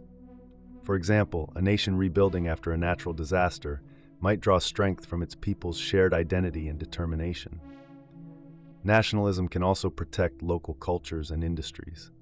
By focusing on what makes a country unique, nationalism helps preserve traditions and values that might otherwise be lost in a globalized world. For example, a government might support local farmers or artists to keep traditional practices alive. But nationalism has its challenges too. When taken to extremes, it can lead to isolation or conflict. If a country focuses too much on itself, it might cut off trade or cooperation with others, which can hurt its economy or limit access to important resources. Extreme nationalism can also lead to tension between countries, as each one puts its own interests ahead of working together. For example, if countries compete too aggressively for resources like oil or water, it can lead to disputes or even wars. Nationalism can also make it harder for nations to address global issues like climate change, which require cooperation across borders. The tension between globalization and nationalism often comes down to priorities. Globalization emphasizes the benefits of working together and sharing resources, while nationalism emphasizes protecting what's yours. For example, in trade agreements, globalization focuses on creating rules that benefit many countries, but nationalism might prioritize policies that protect local jobs and industries. This debate is also visible in immigration. Globalization encourages the free movement of people, with workers and students crossing borders to seek new opportunities. Nationalism, however, might push back, arguing that immigration should be limited to protect jobs and resources for the country's own citizens. Both sides raise important points, and finding a balance can be challenging. Even in culture, this tension is clear. Globalization promotes the idea that cultures can mix and learn from one another, creating a rich, shared experience. Nationalism, however, might emphasize preserving traditions and keeping outside influences at bay. For example, while global music or fashion trends might bring people together, they can also make some feel like their own traditions are being forgotten. It's important to remember that globalization and nationalism are not entirely opposites. A country can embrace elements of globalization while still valuing its national identity. For example, a nation might participate in international trade and share its culture with the world, while also celebrating its own traditions and protecting local industries. The key is finding a balance that works for both the country and the global community. This balance can be seen in things like fair trade agreements, which aim to create global connections while protecting workers and the environment. It can also be seen in cultural events, like international film festivals, where countries share their stories while still highlighting their unique voices. At its core, the debate between globalization and nationalism is about how people see themselves in the world. Globalization reminds us that we are all connected and can learn from one another. It shows us the value of working together to solve problems and create opportunities. Nationalism reminds us of the importance of local communities, traditions, and the need to take care of our own people. By understanding both perspectives, we can build a world where countries cooperate and connect while still honoring their unique identities. Globalization and nationalism don't have to be enemies. They can work together to create a future that values both the global and the local. This balance isn't always easy to achieve, but by listening to both sides, we can find ways to move forward that benefit everyone. The debate between equality and equity is about how we create fairness in society. These two ideas are closely related, but they are not the same. Understanding the difference is important when thinking about justice, opportunities, and how to help people succeed. Equality means treating everyone the same. It's the idea that everyone should have the same rights, opportunities, and resources regardless of who they are. For example, in a classroom, equality might mean that every student gets the same textbook and has access to the same lessons. It's about fairness in the sense that everyone gets the same treatment. Equity, on the other hand, focuses on giving people what they need to succeed. It's the idea that fairness sometimes requires different treatment because people start from different places or face different challenges. Using the classroom example, equity might mean giving extra help to students who struggle with reading or providing tools like a hearing aid to a student with hearing loss. It's about recognizing that some people need more support to reach the same outcome. The difference between equality and equity often comes down to recognizing differences in people's circumstances. Imagine a race where everyone starts at the same point, but one runner has a sprained ankle.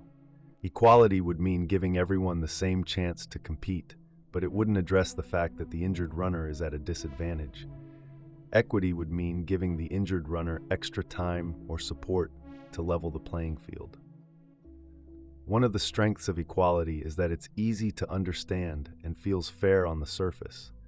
Treating everyone the same seems like the right thing to do, especially when it comes to laws, rules, and opportunities. For example, equality is important in areas like voting rights, where everyone should have the same ability to participate regardless of their background. But equality doesn't always lead to fairness. If people face different challenges or barriers, treating them all the same might not help them equally. For example, giving the same tools to someone who already has an advantage and to someone who doesn't might actually widen the gap between them. This is where equity comes in. Equity recognizes that fairness sometimes means giving more to those who need it most. It's about understanding that not everyone starts from the same place. For example, in healthcare, equity might mean providing more resources to communities that face higher rates of illness or less access to doctors. In education, equity might involve giving extra funding to schools in low-income neighborhoods to ensure all students have the chance to succeed. However, equity can be harder to implement because it requires looking at people's individual needs and deciding how to distribute resources. Some people worry that focusing on equity can feel unfair, especially if they don't understand why certain groups are receiving extra support. For example, if a workplace program offers additional training opportunities to underrepresented groups, some employees might feel left out, even if the goal is to create a more balanced and fair workplace. This tension between equality and equity often shows up in discussions about policies and programs. For example, consider a scholarship program. Equality would mean giving everyone the chance to apply and judging all applicants by the same criteria. Equity, however, might mean prioritizing students from disadvantaged backgrounds who face more obstacles to attending college. Both approaches aim to be fair, but they focus on fairness in different ways.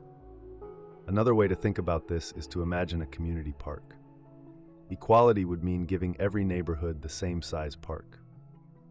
But if some neighborhoods already have large parks and others don't have any, equality might not feel fair.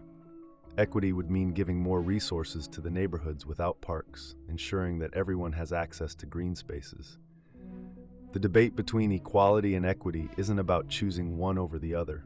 It's about understanding when each is most appropriate. In some situations, equality works well. For example, everyone should have the same legal rights, like the right to vote or the right to free speech.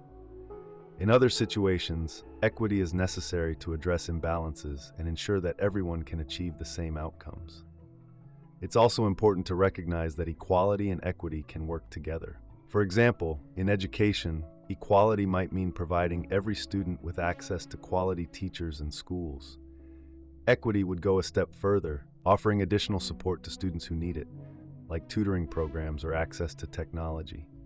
By combining equality and equity, we can create systems that are fair for everyone. This debate also raises bigger questions about how we define fairness. Is fairness about giving everyone the same opportunities, or is it about ensuring that everyone reaches the same outcomes? Different people might have different answers, depending on their experiences and values. At its core, the conversation about equality versus equity challenges us to think deeply about fairness and justice. It reminds us that while treating everyone the same feels simple and fair, real fairness often requires understanding the unique challenges people face.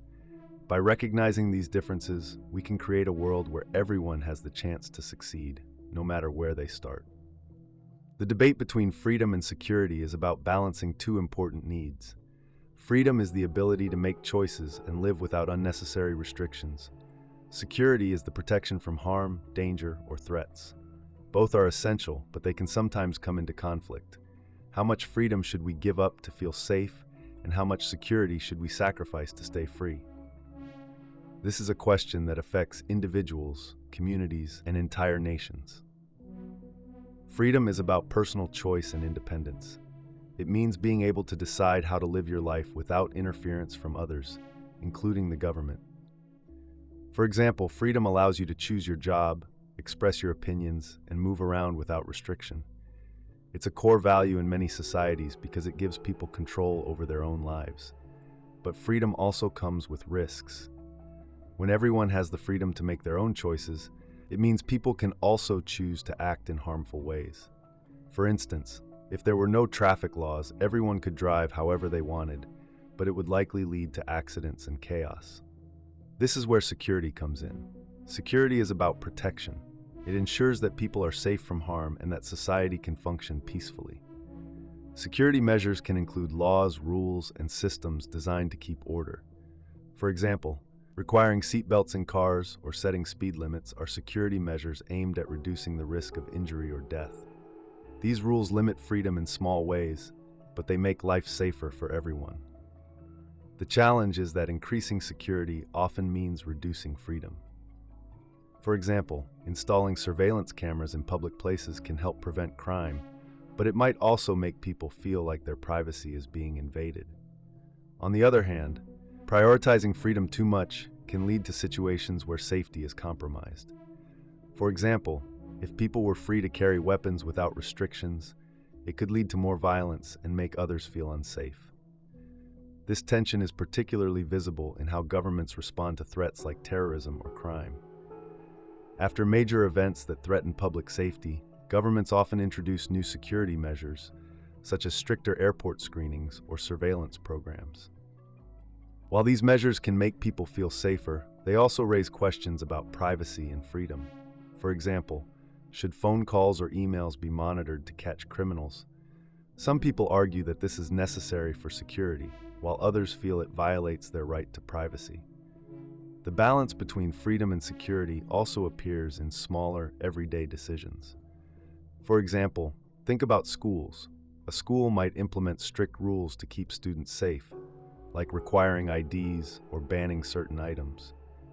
These rules might limit students' freedom, but they can create an environment where everyone feels more secure. The question is how strict the rules should be and whether they create unnecessary restrictions.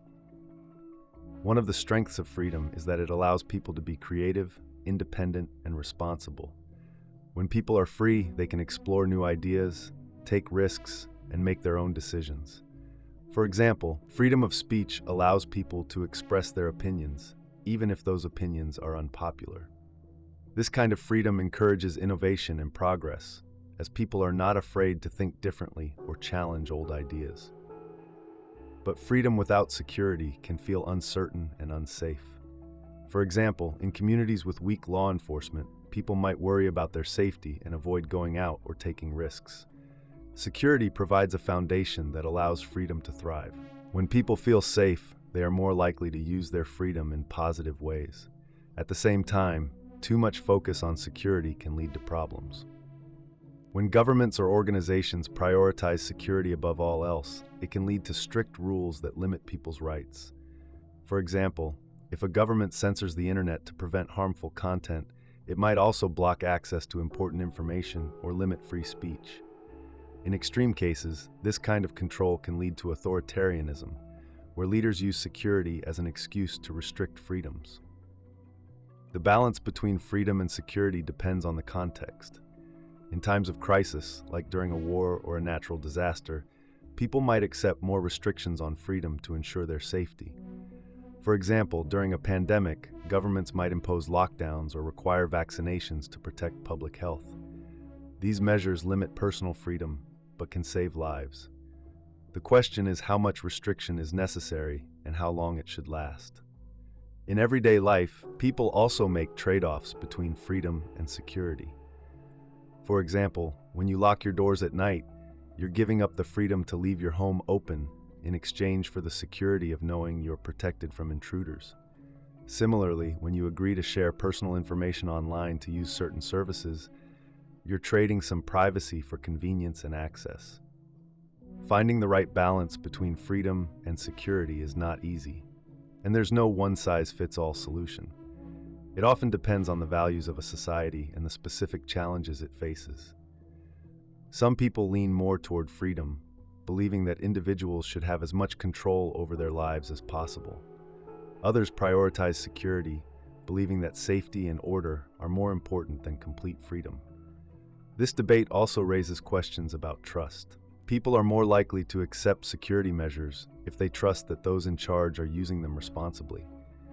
For example, if a government is transparent about why it's introducing a new law and how it will protect people's rights, citizens are more likely to support it. Without trust, even well-intentioned security measures can feel oppressive. Ultimately, the balance between freedom and security is about creating a society where people feel both safe and empowered. Freedom allows individuals to pursue their goals, make choices, and express themselves. Security provides the stability and protection that make it possible to enjoy those freedoms. By carefully considering the trade-offs and listening to different perspectives, we can find ways to ensure that both freedom and security are valued and protected. The debate between optimism and pessimism is about how people view the world and their future. Optimism is the belief that things will work out for the best, even when times are tough. Pessimism, on the other hand, focuses on the idea that things are likely to go wrong or that problems will be hard to solve. Both perspectives affect how people approach life, handle challenges, and interact with others. Optimism is often described as looking on the bright side. Optimistic people tend to see opportunities in difficult situations and believe that their efforts can lead to positive outcomes. For example, if someone loses their job, an optimist might see it as a chance to explore a new career path or learn new skills. Optimism can be a powerful motivator because it encourages people to take action and keep trying, even when things seem uncertain. Optimism also has benefits for mental and physical health. Studies have shown that optimistic people are more likely to recover from illnesses, cope with stress, and build strong relationships. This might be because optimism helps people focus on solutions rather than problems. For instance, an optimist dealing with a tough project at work might focus on breaking it into smaller, manageable tasks instead of worrying about how hard it seems. However, optimism isn't always perfect. Sometimes, being overly optimistic can lead to ignoring risks or underestimating challenges. For example, if someone assumes everything will work out without planning or preparation, they might find themselves unprepared when things don't go as expected. This is sometimes called blind optimism, a kind of unrealistic positivity that can create problems instead of solving them. Pessimism, by contrast, is about expecting the worst or focusing on potential problems. Pessimists often think about what could go wrong and try to prepare for it. This can be helpful in certain situations like planning for emergencies or managing risks. For example, a pessimist planning a trip might double-check all the details, pack extra supplies, and think through what to do if things go wrong. Their careful approach can prevent problems that a more carefree person might overlook. Pessimism can also help people manage expectations. By expecting less, pessimists might feel less disappointed when things don't go well. For instance, if someone is unsure about doing well on an exam, a pessimist might prepare themselves for a low grade. If they do better than expected, they might feel pleasantly surprised rather than let down. But pessimism has its downsides too. Focusing too much on what might go wrong can lead to stress, anxiety, or even a sense of hopelessness. Pessimistic people might avoid taking risks or trying new things because they assume it won't work out. For example, someone who doubts their abilities might not apply for a job they're interested in, missing out on a potential opportunity. Over time, this kind of thinking can limit personal growth and happiness. The truth is, most people aren't purely optimistic or pessimistic. They fall somewhere in between. People might feel optimistic about some areas of life, like their relationships, but pessimistic about others, like their finances. How someone views a situation often depends on their experiences, personality, and the specific challenges they face. The balance between optimism and pessimism is important. Optimism helps people stay hopeful and motivated, while pessimism encourages caution and preparation. Together, these perspectives can help people approach life with a mix of confidence and realism. For example, someone starting a new business might use optimism to dream big and take risks, but rely on pessimism to carefully plan for potential problems. Imagine a team working on a big project. The optimists on the team might focus on the exciting possibilities and push everyone to aim high. The pessimists might point out potential risks and suggest ways to avoid them. Together, the team benefits from both perspectives, creating a plan that is both ambitious and practical.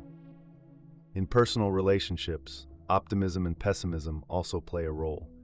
Optimists might bring positivity and encouragement to a friendship or partnership, helping others feel supported. Pessimists might offer a more grounded perspective, helping their loved ones think carefully about important decisions. When these perspectives balance each other, they can create stronger, more supportive relationships. It's also worth noting that both optimism and pessimism can change over time. People who experience success might become more optimistic, while those who face repeated setbacks might lean toward pessimism. Life experiences, health, and even the people we spend time with can influence how we see the world. For example, spending time with optimistic friends might encourage someone to adopt a more positive outlook, while being surrounded by negativity might make someone more pessimistic. Both optimism and pessimism offer valuable lessons. Optimism teaches us to look for the good in situations, believe in our ability to overcome challenges, and keep moving forward. It reminds us that even in tough times, there's often a way to improve things. Pessimism, on the other hand, teaches us to be cautious, to prepare for setbacks, and to think carefully about risks. It reminds us that not everything will go smoothly and that it's important to have a backup plan. The key is to find a balance that works for you. Too much optimism can make you unprepared, while too much pessimism can hold you back. By combining the best of both perspectives, you can approach life with hope while staying grounded in reality. Whether you lean more toward optimism or pessimism, both have something valuable to offer. Together, they help us navigate life's challenges and find a path forward.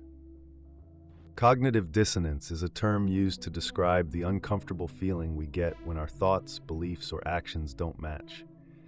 It's a kind of mental tension that happens when we hold two conflicting ideas at the same time, or when what we do doesn't align with what we believe.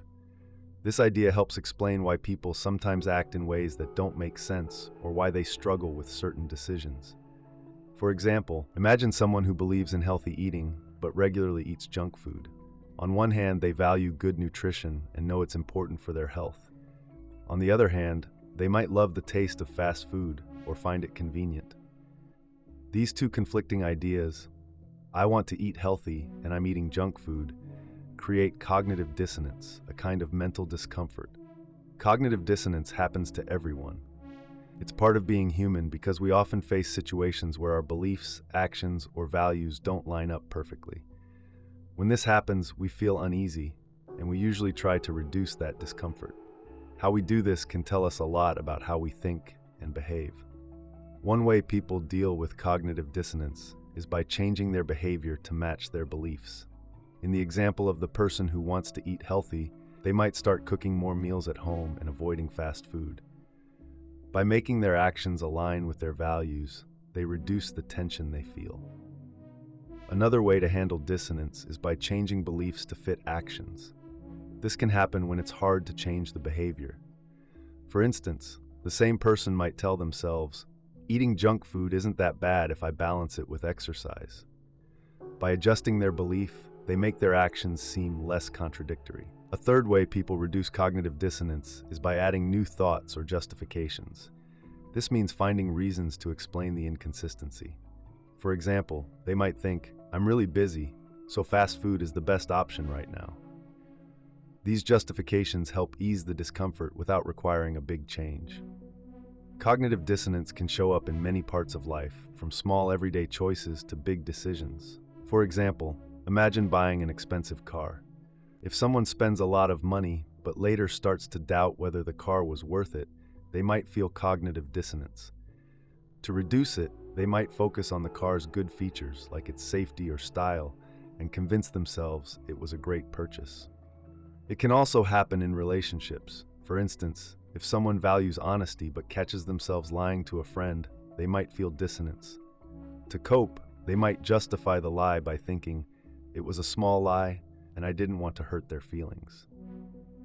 These kinds of internal conflicts are common and show how we try to protect our self-image. Cognitive dissonance can even play a role in social and political beliefs. When people encounter information that challenges their opinions, it can create discomfort. For example, if someone strongly supports a politician but learns about a mistake that politician made, they might feel dissonance. To resolve it, they might downplay the mistake or focus on the politician's positive actions instead. This phenomenon isn't always negative. It can also motivate positive change.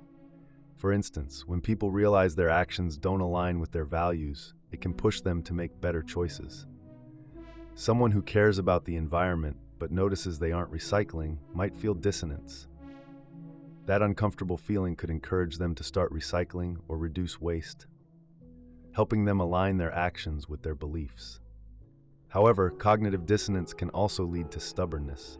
Sometimes, instead of changing behavior or beliefs, people dig in and reject evidence that conflicts with their views. This can make it harder to grow or learn. For example, if someone refuses to accept a fact because it challenges their worldview, they might avoid the discomfort of dissonance, but miss an opportunity to expand their understanding. Psychologists first studied cognitive dissonance in the 1950s. One famous experiment involved participants doing a boring task and then being asked to tell others it was enjoyable. Some were paid a small amount, while others were paid more. Surprisingly, those who were paid less were more likely to convince themselves the task was fun. Why? Because they felt more dissonance. Telling someone the task was fun didn't align with their actual experience, and the small payment didn't justify the lie. To resolve this, they changed their belief about the task to reduce the discomfort. Understanding cognitive dissonance helps us see why people sometimes make unexpected or illogical choices. It also shows us how much we value consistency in our thoughts and actions.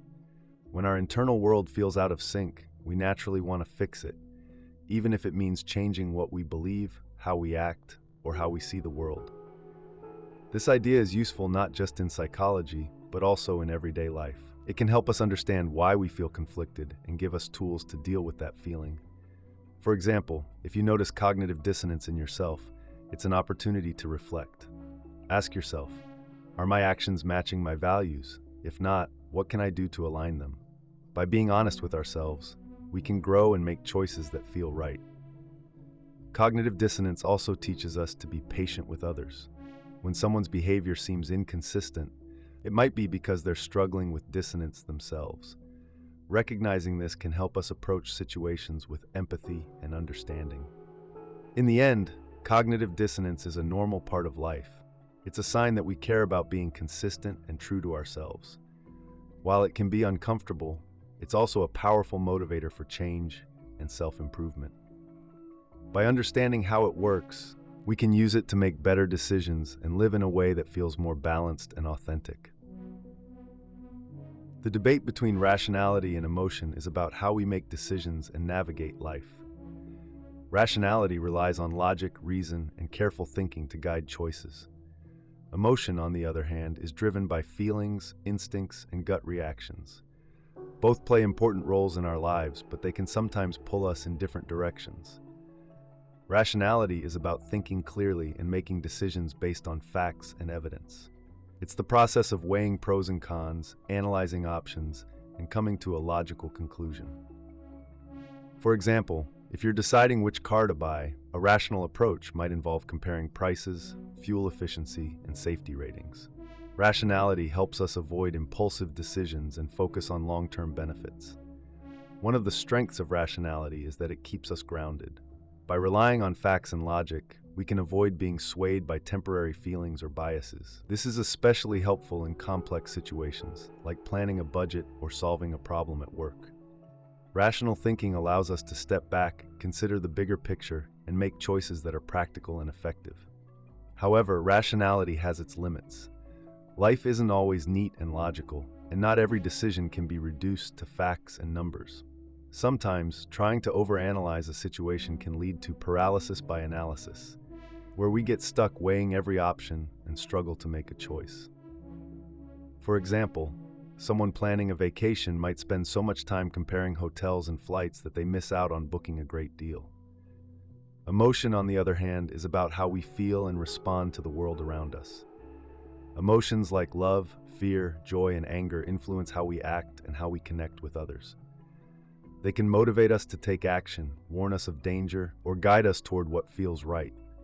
For example, if you feel a strong sense of excitement about a new opportunity, that emotion might push you to take a chance and try something new. One of the strengths of emotion is that it adds meaning to our decisions. It helps us connect to our values, build relationships, and experience life in a deeper way. For example, choosing a career path isn't just about salary or job security. It's also about what makes you feel fulfilled and happy. Emotions help us make choices that align with who we are and what matters to us. But emotion can also lead to impulsive or irrational decisions. When we act purely on feelings, we might overlook important facts or make choices we later regret. For instance, if someone gets angry during an argument, they might say something hurtful without thinking about the consequences. Emotional reactions can be powerful, but they aren't always the best guide for long-term decisions. The tension between rationality and emotion is something we face every day. Imagine a situation where you're deciding whether to move to a new city for a job. Rationality might tell you to take the job because it pays well and offers career growth. Emotion, however, might make you hesitate because you feel nervous about leaving your friends and family behind. Both perspectives are valid, and the challenge is finding a balance between them. In relationships, this balance is especially important. Rationality helps us communicate clearly, resolve conflicts, and make decisions that are fair and thoughtful. Emotion, on the other hand, helps us connect with others, show empathy, and express love. For example, when a friend is going through a tough time, rationality might tell you to offer advice, while emotion might prompt you to simply listen and provide comfort. Both approaches can be valuable, depending on the situation. Rationality and emotion also play a role in how we handle risks. Rational thinking might lead us to take calculated risks, like investing in a new business after carefully reviewing the market. Emotion, however, might push us to take risks that feel exciting or meaningful, even if they aren't entirely logical. For example, someone might decide to pursue a dream career even if it's risky, driven by a deep passion or desire for fulfillment. Some people lean more toward rationality, while others rely more on emotion. Rational thinkers might prioritize planning, analysis, and objectivity, while emotional thinkers might focus on intuition, empathy, and personal connections. Neither approach is right or wrong. Each has strengths and weaknesses, and both are essential for making well-rounded decisions. The key is to find a balance between the two. Rationality provides structure and clarity, helping us make decisions that are practical and effective. Emotion provides meaning and motivation, helping us connect with our values and the people around us. When we combine the two, we can make choices that are both smart and authentic. For example, let's say you're deciding whether to help a friend move. Rationally, you might think about how much time it will take or whether it will disrupt your schedule. Emotionally, you might feel a strong sense of loyalty and want to be there for your friend. By considering both perspectives, you might decide to help, but set boundaries to ensure it doesn't interfere with your other responsibilities. Another example could be deciding how to spend your savings. Rationality might tell you to invest the money for long-term growth, while emotion might urge you to use it for something meaningful, like a dream vacation. By balancing these views, you might choose to invest most of the money while setting aside a portion for something you'll enjoy now. Understanding the roles of rationality and emotion helps us navigate life with greater awareness. It reminds us that neither logic nor feelings alone can guide every decision. Instead, they work together, each offering valuable insights. Rationality keeps us focused on facts and long-term goals, while emotion helps us stay true to our values and connect with others. In the end, rationality and emotion aren't enemies, they're partners. By embracing both, we can make decisions that are thoughtful, meaningful, and balanced, creating a life that feels both well-planned and deeply fulfilling. The contrast between self-perception and external perception is about how we see ourselves versus how others see us. Self-perception is our internal view, how we understand our personality, actions, and identity. External perception is how others interpret and judge us based on what they observe. While these two perspectives often overlap, they can sometimes be very different, leading to misunderstandings or self-reflection. Self-perception is shaped by our thoughts, feelings, and experiences. It's how we answer questions like, "Who am I?" or "What kind of person do I want to be?" For example, someone might see themselves as kind, hardworking, or creative because they value those qualities and strive to embody them. Our self-perception influences the choices we make, the goals we set, and how we interact with others. External perception, on the other hand, is how other people see us. This can depend on things like our actions, words, appearance, or the impressions we leave. For example, someone who is quiet at a party might be seen as shy, even if they see themselves as thoughtful or observant. External perception is shaped by others' experiences, assumptions, and biases, which means it isn't always accurate. The tension between these two perspectives can create challenges. Imagine a person who sees themselves as generous because they often help friends in need. But if they forget to show up for an important event, others might see them as unreliable. the person's self-perception as generous might clash with the external perception of being unreliable, causing confusion or frustration. One reason for this gap is that self-perception is based on what we know about ourselves, including our intentions and inner thoughts. External perception, however, is based only on what others can see or hear. For example, you might feel nervous during a presentation but think you're hiding it well. Others, however, might notice small signs like shaky hands or a hesitant voice and assume you're unprepared. This difference in perspective can lead to misunderstandings. Another factor is that people often present themselves in ways that influence how others see them. This is called impression management. For instance, someone might dress professionally for a job interview to appear confident and competent even if they're feeling nervous inside. While external perception can be shaped by these efforts, it's not always entirely within our control. Social media adds another layer to this dynamic. Online, people often curate their lives to show only the best moments. This creates an external perception of success or happiness, even if the reality is more complicated. For example, someone might post photos of vacations and celebrations, but avoid sharing struggles or challenges. This can create a gap between how they see themselves and how others perceive them. The tension between self-perception and external perception isn't always negative. In fact, it can lead to growth and self-awareness. When we learn how others see us, it can help us reflect on whether our actions align with our intentions. For example, if a teacher sees themselves as supportive but hears feedback from students that they're hard to approach, this external perception can be a chance to make positive changes. At the same time, external perception isn't always fair or accurate. People's judgments can be influenced by stereotypes, assumptions, or incomplete information. For example, someone might be judged unfairly based on their appearance or the first impression they make, rather than their true character. In these cases, self-perception becomes a source of strength, helping people stay confident and grounded despite others' opinions. Self-perception also has its challenges. People can sometimes be too hard on themselves, seeing only their flaws or mistakes. This negative self-view might not match how others see them. For example, someone might think they're not smart enough because they struggled in one area, while their friends or coworkers see them as highly capable in other ways.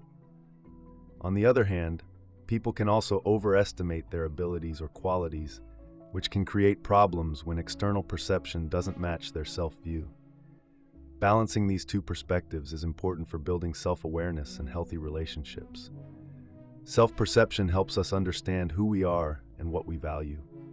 External perception gives us feedback about how our actions affect others and how we fit into the world around us. By considering both, we can grow and adapt while staying true to ourselves. For instance, in a workplace, someone might see themselves as a team player, always willing to help. But if their coworkers feel they dominate conversations or don't listen enough, that external perception is valuable feedback. The person can use it to adjust their behavior, like listening more actively, while still holding on to their self-view as someone who values teamwork. In relationships, understanding these perspectives is key. Imagine a person who sees themselves as caring because they often give advice to their friends. However, if their friends feel overwhelmed or misunderstood, the external perception might suggest they need to focus more on listening than giving advice. Balancing self-perception with external feedback can strengthen relationships by helping people communicate and understand each other better. This balance also helps with personal growth. If someone wants to improve in a certain area, they can start by reflecting on their self-perception and comparing it with external feedback. For example, if they see themselves as a good communicator but receive feedback that they interrupt others, they can work on aligning their actions with their self-view. At its core, the tension between self-perception and external perception reminds us that identity is complex. We are a mix of who we think we are and how others see us. By being open to feedback while staying true to our values, we can bridge the gap between these perspectives and build a more authentic and fulfilling sense of self. The contrast between hope and despair is about how we face challenges and uncertainties in life. Hope is the belief that things can get better, even when times are hard. It's about holding on to the possibility of positive outcomes and finding the strength to keep going. Despair, on the other hand, is the feeling that things will never improve. It's the sense of being stuck in a situation with no way out, leading to feelings of sadness, helplessness, or defeat. Hope is a powerful force. It gives us the courage to try again after failure, to set goals even when the path seems unclear, and to imagine a better future. For example, someone recovering from an illness might hold on to hope that they will regain their strength and return to the activities they love. This belief can motivate them to follow their treatment plan, stay positive, and keep pushing forward. Hope often comes from a sense of possibility. Even in difficult circumstances, hope reminds us that change is always possible, whether it's through our own actions, the help of others, or time. It can also come from small moments of progress, like finding a solution to a problem or receiving support from a friend. These glimpses of positivity can reignite hope, even when things feel overwhelming. Despair, however, is the opposite. It's the feeling that nothing will ever get better, no matter what we do. When someone feels despair, they might lose the motivation to try or feel like giving up entirely. For instance, someone struggling with a long-term financial problem might feel stuck, believing there's no way to improve their situation. This mindset can make it hard to take action, even when solutions are available. Despair often comes from feeling overwhelmed or powerless. When problems seem too big or last too long, it's easy to lose hope.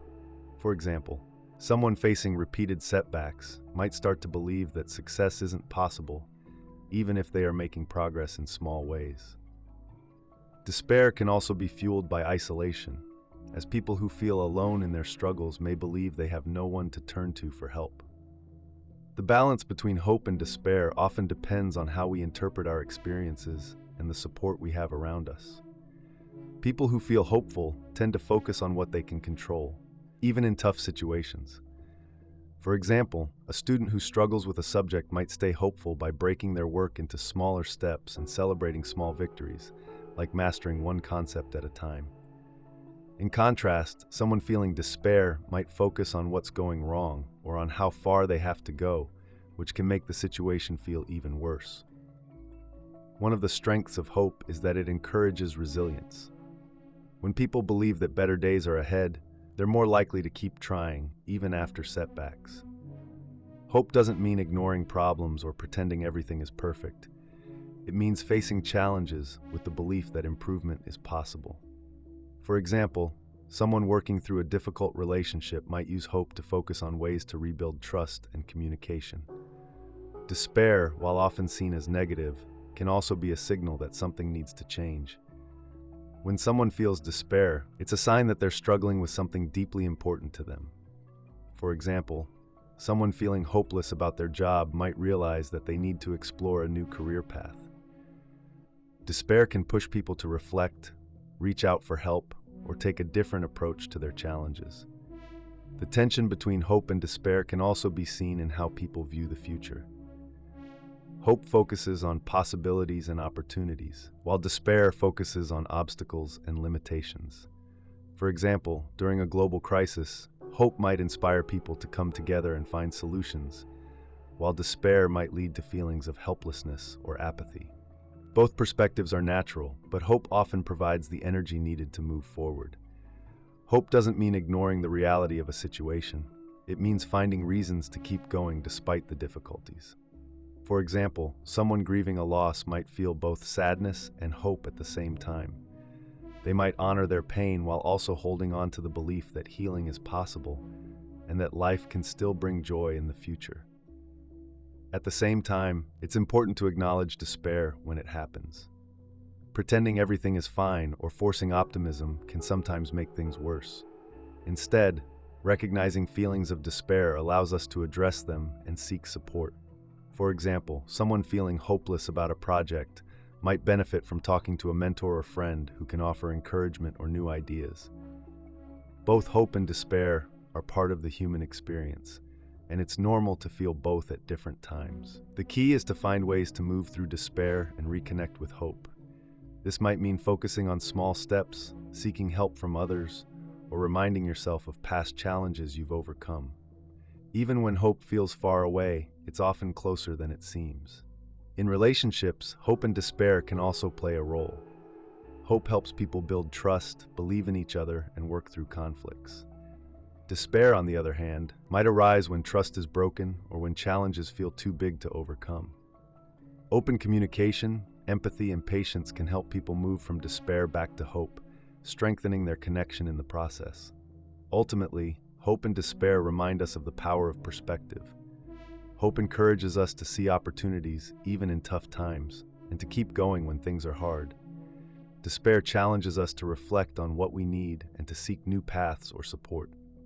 Together, these emotions shape how we face life's challenges and remind us that even in moments of darkness, hope can light the way forward. The debate between immanence and transcendence is about how we understand the nature of existence, the divine, and the universe. These two ideas describe different ways of thinking about what is ultimate or sacred. Immanence focuses on what is present, close, and within the world. Transcendence, on the other hand, points to what is beyond, infinite, or above human experience. Both perspectives offer unique insights into how we view life and our place in it. Immanence is the idea that the divine or ultimate reality is present in everything around us.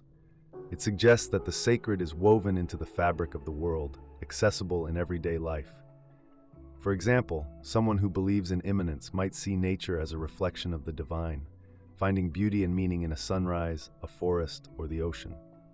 They might feel a deep connection to the world and see the sacred in people, animals, and even small, ordinary moments. Immanence often emphasizes closeness and interconnectedness. It's about the idea that the divine or ultimate reality isn't distant or separate, but is instead present in every part of existence. This perspective can lead to a sense of wonder and gratitude for life as it is, encouraging people to find meaning and spirituality in their daily experiences. For instance, someone who practices mindfulness or meditation might feel a sense of immanence when they focus on their breath, becoming aware of the present moment and its profound simplicity. Transcendence, by contrast, is the idea that the divine or ultimate reality exists beyond the physical world and human understanding. It suggests that there is something greater than what we can see, touch, or experience directly, something infinite, eternal, and beyond our reach. For example, in many religious traditions, transcendence refers to a god or higher power that exists outside the limits of time and space, beyond the material universe. Transcendence often emphasizes awe and mystery. It invites us to think about what lies beyond our immediate experience, whether it's the vastness of the cosmos, the meaning of life, or the possibility of an afterlife. For example, someone who looks up at the stars might feel a sense of transcendence, reflecting on how small and temporary human life is compared to the endless expanse of the universe. This perspective can inspire humility and a sense of connection to something far greater than ourselves. The tension between immanence and transcendence can be seen in how different people or cultures approach spirituality. Some traditions focus on the immanent, emphasizing practices that bring people closer to the sacred in their daily lives. For example, certain forms of Buddhism and Hinduism highlight the idea that enlightenment or divine truth is already within us and can be realized through meditation or self-awareness. Other traditions lean more toward transcendence, emphasizing the separation between the divine and the world. In these views, the sacred is something to strive toward, something that exists beyond human experience and requires faith or devotion to approach. For instance, in Christianity, God is often seen as transcendent, existing beyond the physical world, yet also immanent in the sense of being present through creation and human relationships. Both perspectives have strengths and challenges. Immanence offers a sense of closeness and intimacy with the world. It reminds us that meaning and spirituality can be found in everyday life, in the people we love, and in the natural world. However, focusing too much on immanence might lead to overlooking the bigger picture or the mysteries that transcend our immediate experience. Transcendence, on the other hand, inspires a sense of wonder and pushes us to think beyond ourselves. It encourages us to explore the unknown and to seek something greater than what we can see or understand. However, it can also feel distant or abstract, making it harder to connect with on a personal level. These two ideas aren't necessarily opposites. They can complement each other. For example, someone might experience immanence by finding meaning in nature or art, while also feeling a sense of transcendence when contemplating the vastness of the universe or the idea of eternity. Many spiritual practices and philosophies try to balance these perspectives, seeing the divine as both present in the world and beyond it. In everyday life, the balance between immanence and transcendence can shape how we see the world and our place in it. Immanence encourages us to appreciate the present moment, to connect with others, and to find beauty in the ordinary. Transcendence, meanwhile, reminds us to dream, to wonder, and to strive for something beyond what we already know. For example, an artist might feel immanence in the process of creating, a deep connection to their work and the materials they use. At the same time, they might feel transcendence in the inspiration that guides them, a sense of reaching towards something greater than themselves. Similarly, someone hiking in a forest might feel immanence in the sounds of the trees and the crunch of leaves underfoot, while also feeling transcendence in the vastness of the landscape and the sense of being part of something much bigger. Immanence and transcendence also influence how we think about relationships. Immanence invites us to focus on the here and now, to cherish the moments we share with loved ones, and to build meaningful connections. Transcendence encourages us to think about the lasting impact of those relationships, how they shape our lives, our values, and the legacy we leave behind. Ultimately, the debate between immanence and transcendence isn't about choosing one over the other. Both offer valuable ways of understanding life, spirituality, and meaning. Immanence teaches us to find the sacred in the everyday, to see the divine in the details of life. Transcendence challenges us to look beyond, to dream of what lies ahead, and to reach for something greater. By exploring both perspectives, we can enrich our understanding of the world and our place in it. Whether through the closeness of immanence or the mystery of transcendence, we are reminded that life is full of depth, wonder, and possibility. The debate between unity and duality explores how we understand the world and ourselves. Unity is the idea that everything is connected, forming a single, harmonious whole. It suggests that differences are just parts of a greater oneness. Duality, on the other hand, focuses on opposites and contrasts, like light and dark, good and bad, or mind and body. It views the world as made up of distinct parts that interact and shape one another. Unity emphasizes connection and togetherness. It's the belief that beneath all the differences we see, there is a shared essence or a common thread that ties everything together. For example, in nature, unity might be seen in the way ecosystems work. Trees, animals, soil, and water all rely on one another to create a balanced system. Even though each part is different, they all contribute to the same whole. Unity can also apply to people and relationships. It reminds us that despite our differences, we share common experiences, emotions, and needs. For instance, people from different cultures might speak different languages or follow different traditions, but they all experience joy, love, and pain. Unity encourages us to focus on what connects us rather than what separates us. Duality, on the other hand, highlights differences and opposites. It's the idea that contrasts are fundamental to how the world works. For example, we understand light because we know darkness, and we appreciate rest because we experience activity. Duality shows us that opposites are often necessary for balance and understanding. In everyday life, duality is everywhere. Think about emotions like happiness and sadness. One feels good and the other feels difficult, but they both play important roles. Without sadness, we might not fully appreciate happiness. Without challenges, achievements might not feel as rewarding. Duality teaches us that opposites aren't just separate. They often depend on each other to make sense. The tension between unity and duality can be seen in how people view the world. Someone focused on unity might see humanity as one large family, where borders and differences are less important than the shared goal of living peacefully. Someone focused on duality might see the world as full of contrasts, like conflict and harmony, progress and setbacks that need to be understood and addressed individually. Both perspectives have strengths. Unity helps us see the big picture. It encourages compassion, cooperation, and a sense of belonging. For example, unity might inspire efforts to address global issues like climate change, reminding us that the health of the planet affects everyone. It can also bring comfort, as it suggests that we're all part of something greater than ourselves. Duality, however, helps us appreciate complexity. It shows us that differences are not only real, but also valuable. For instance, duality is important in decision-making. By considering opposing viewpoints, we can make more balanced and thoughtful choices. Duality also helps us understand conflict and growth. Often, progress comes from the interaction of opposing forces. The relationship between unity and duality isn't necessarily about choosing one over the other. In fact, they often work together.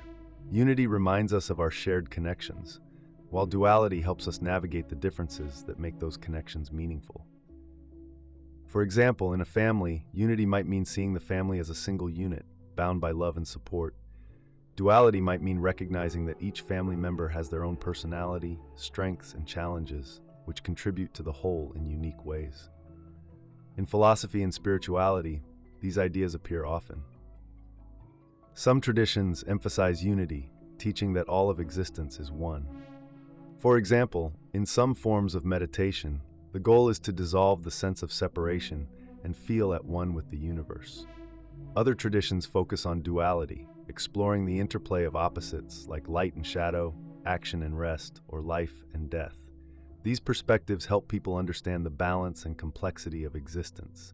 In practical terms, unity and duality can influence how we solve problems or address conflicts. A unity-based approach might focus on shared goals, like building a community or finding common ground in a disagreement. A duality-based approach might look at the specific differences and work to balance them, like addressing the needs of opposing sides in a negotiation. For example, consider a workplace where employees have different opinions on how to handle a project. A unity perspective might emphasize the team's shared goal and encourage collaboration. A duality perspective might focus on the opposing viewpoints, finding ways to address both and create a better solution. By combining these perspectives, the team can work toward a balanced and effective outcome. Unity and duality also show up in art, science, and relationships. In art, unity might be seen in the overall harmony of a painting, where all the elements come together to create a single impression. Duality might be found in the contrasts within the artwork, like light and shadow or bold and soft colors, which add depth and interest. In science, unity appears in theories that aim to explain how everything in the universe is connected, while duality appears in the contrasting forces, like electricity's positive and negative charges, that make systems work. In relationships, unity encourages people to focus on their shared values and mutual support. Duality helps people respect and celebrate their differences, like having distinct interests or approaches to solving problems. Both are important for creating a balanced, healthy connection. Ultimately, unity and duality offer two ways of understanding the world. Unity reminds us of our connections and shared purpose, encouraging us to work together and see the big picture. Duality highlights the value of differences and contrasts, helping us appreciate complexity and navigate challenges. By embracing both perspectives, we can find balance, deepen our understanding, and live in harmony with the world and each other. The tension between faith and doubt explores how we deal with belief, uncertainty, and the search for truth. Faith is the trust or confidence in something, often without complete evidence. It might be belief in a higher power, in other people, or in ourselves. Doubt, on the other hand, is the questioning or uncertainty about those beliefs. It challenges us to think critically and consider whether what we believe is true or reliable. Both faith and doubt play important roles in how we understand the world and our place in it. Faith is a powerful force. It gives people a sense of purpose and direction, especially in uncertain times. For example, someone might have faith that their hard work will lead to success, even if they don't see immediate results. Faith provides strength and resilience, helping people keep going when things get tough. It's often a source of hope, reminding us that better days may be ahead. Faith isn't just about religion, though it plays a significant role there. In a spiritual sense, faith might mean trusting in a divine plan or believing in something greater than ourselves. For example, many religious traditions encourage people to have faith in God, even when they don't fully understand why certain things happen. This kind of faith can bring comfort and a sense of connection to something eternal. In everyday life, faith also shows up in relationships, goals, and personal growth. For instance, when we trust a friend, we have faith in their honesty and loyalty. When we set goals, we have faith in our ability to achieve them. Faith allows us to take risks, try new things, and believe that our efforts will pay off, even if the outcome isn't guaranteed. Doubt, however, is equally important. It's the process of questioning, examining, and challenging what we believe. While faith provides certainty and confidence, doubt encourages curiosity and growth. For example, if someone doubts their current career path, it might lead them to explore other options and discover a more fulfilling direction. Doubt pushes us to look deeper, seek evidence, and make sure our beliefs are well-founded. Doubt can also protect us from blind faith, which can sometimes lead to problems. For instance, believing in something without questioning it might result in poor decisions or missed opportunities. Doubt helps us avoid this by encouraging us to think critically.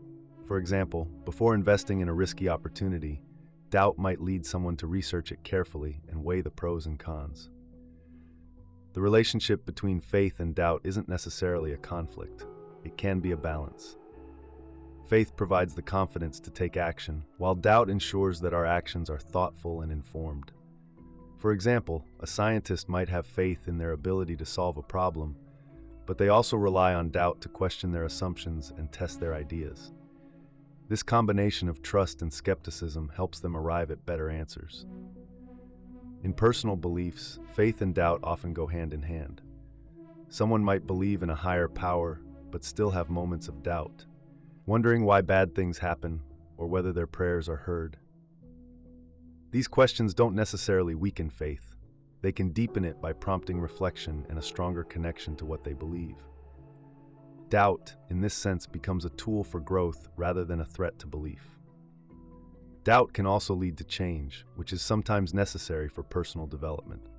For example, if someone doubts a tradition or belief they were taught as a child, it might lead them to explore new perspectives and form their own understanding. This process can feel uncomfortable, but it's an important part of discovering what truly resonates with us. At the same time, too much doubt can be paralyzing. If we question everything without finding answers or taking action, it can lead to uncertainty and fear. This is where faith becomes essential. It gives us the courage to move forward, even when we don't have all the answers. For example, someone starting a new business might doubt whether it will succeed, but faith in their vision and abilities helps them take the first steps. In relationships, faith and doubt also play a role. Trust, a form of faith, is essential for strong connections. We believe in the reliability and goodwill of the people we care about, but doubt can arise when trust is broken or when there's uncertainty about someone's intentions. Navigating this balance is key to maintaining healthy relationships. Doubt can lead to important conversations or changes, while faith allows us to forgive, rebuild, and move forward. The tension between faith and doubt is also present in big life questions, like the meaning of life or what happens after death. These are questions that often have no clear answers, which is why both faith and doubt are important. Faith gives us a sense of purpose and hope, while doubt encourages us to keep searching for understanding.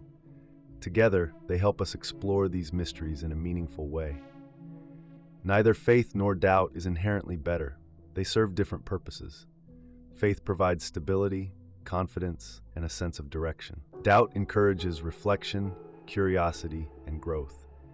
The key is finding a balance that allows us to move forward while remaining open to new ideas and possibilities. For example, a student preparing for a difficult exam might have faith in their ability to succeed, which motivates them to study. At the same time, a healthy dose of doubt might push them to double-check their work and prepare for challenges they might not have anticipated. By combining faith and doubt, they can approach the situation with both confidence and care. In the end, faith and doubt are not enemies. They are partners in our journey to understand the world and ourselves.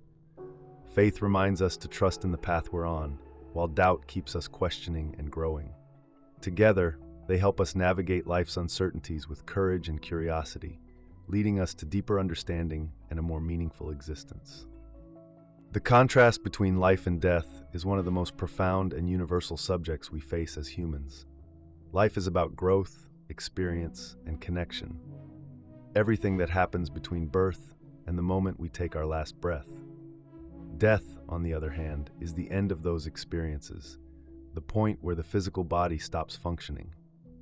While life and death might seem like opposites, they are deeply connected and often shape how we view our existence.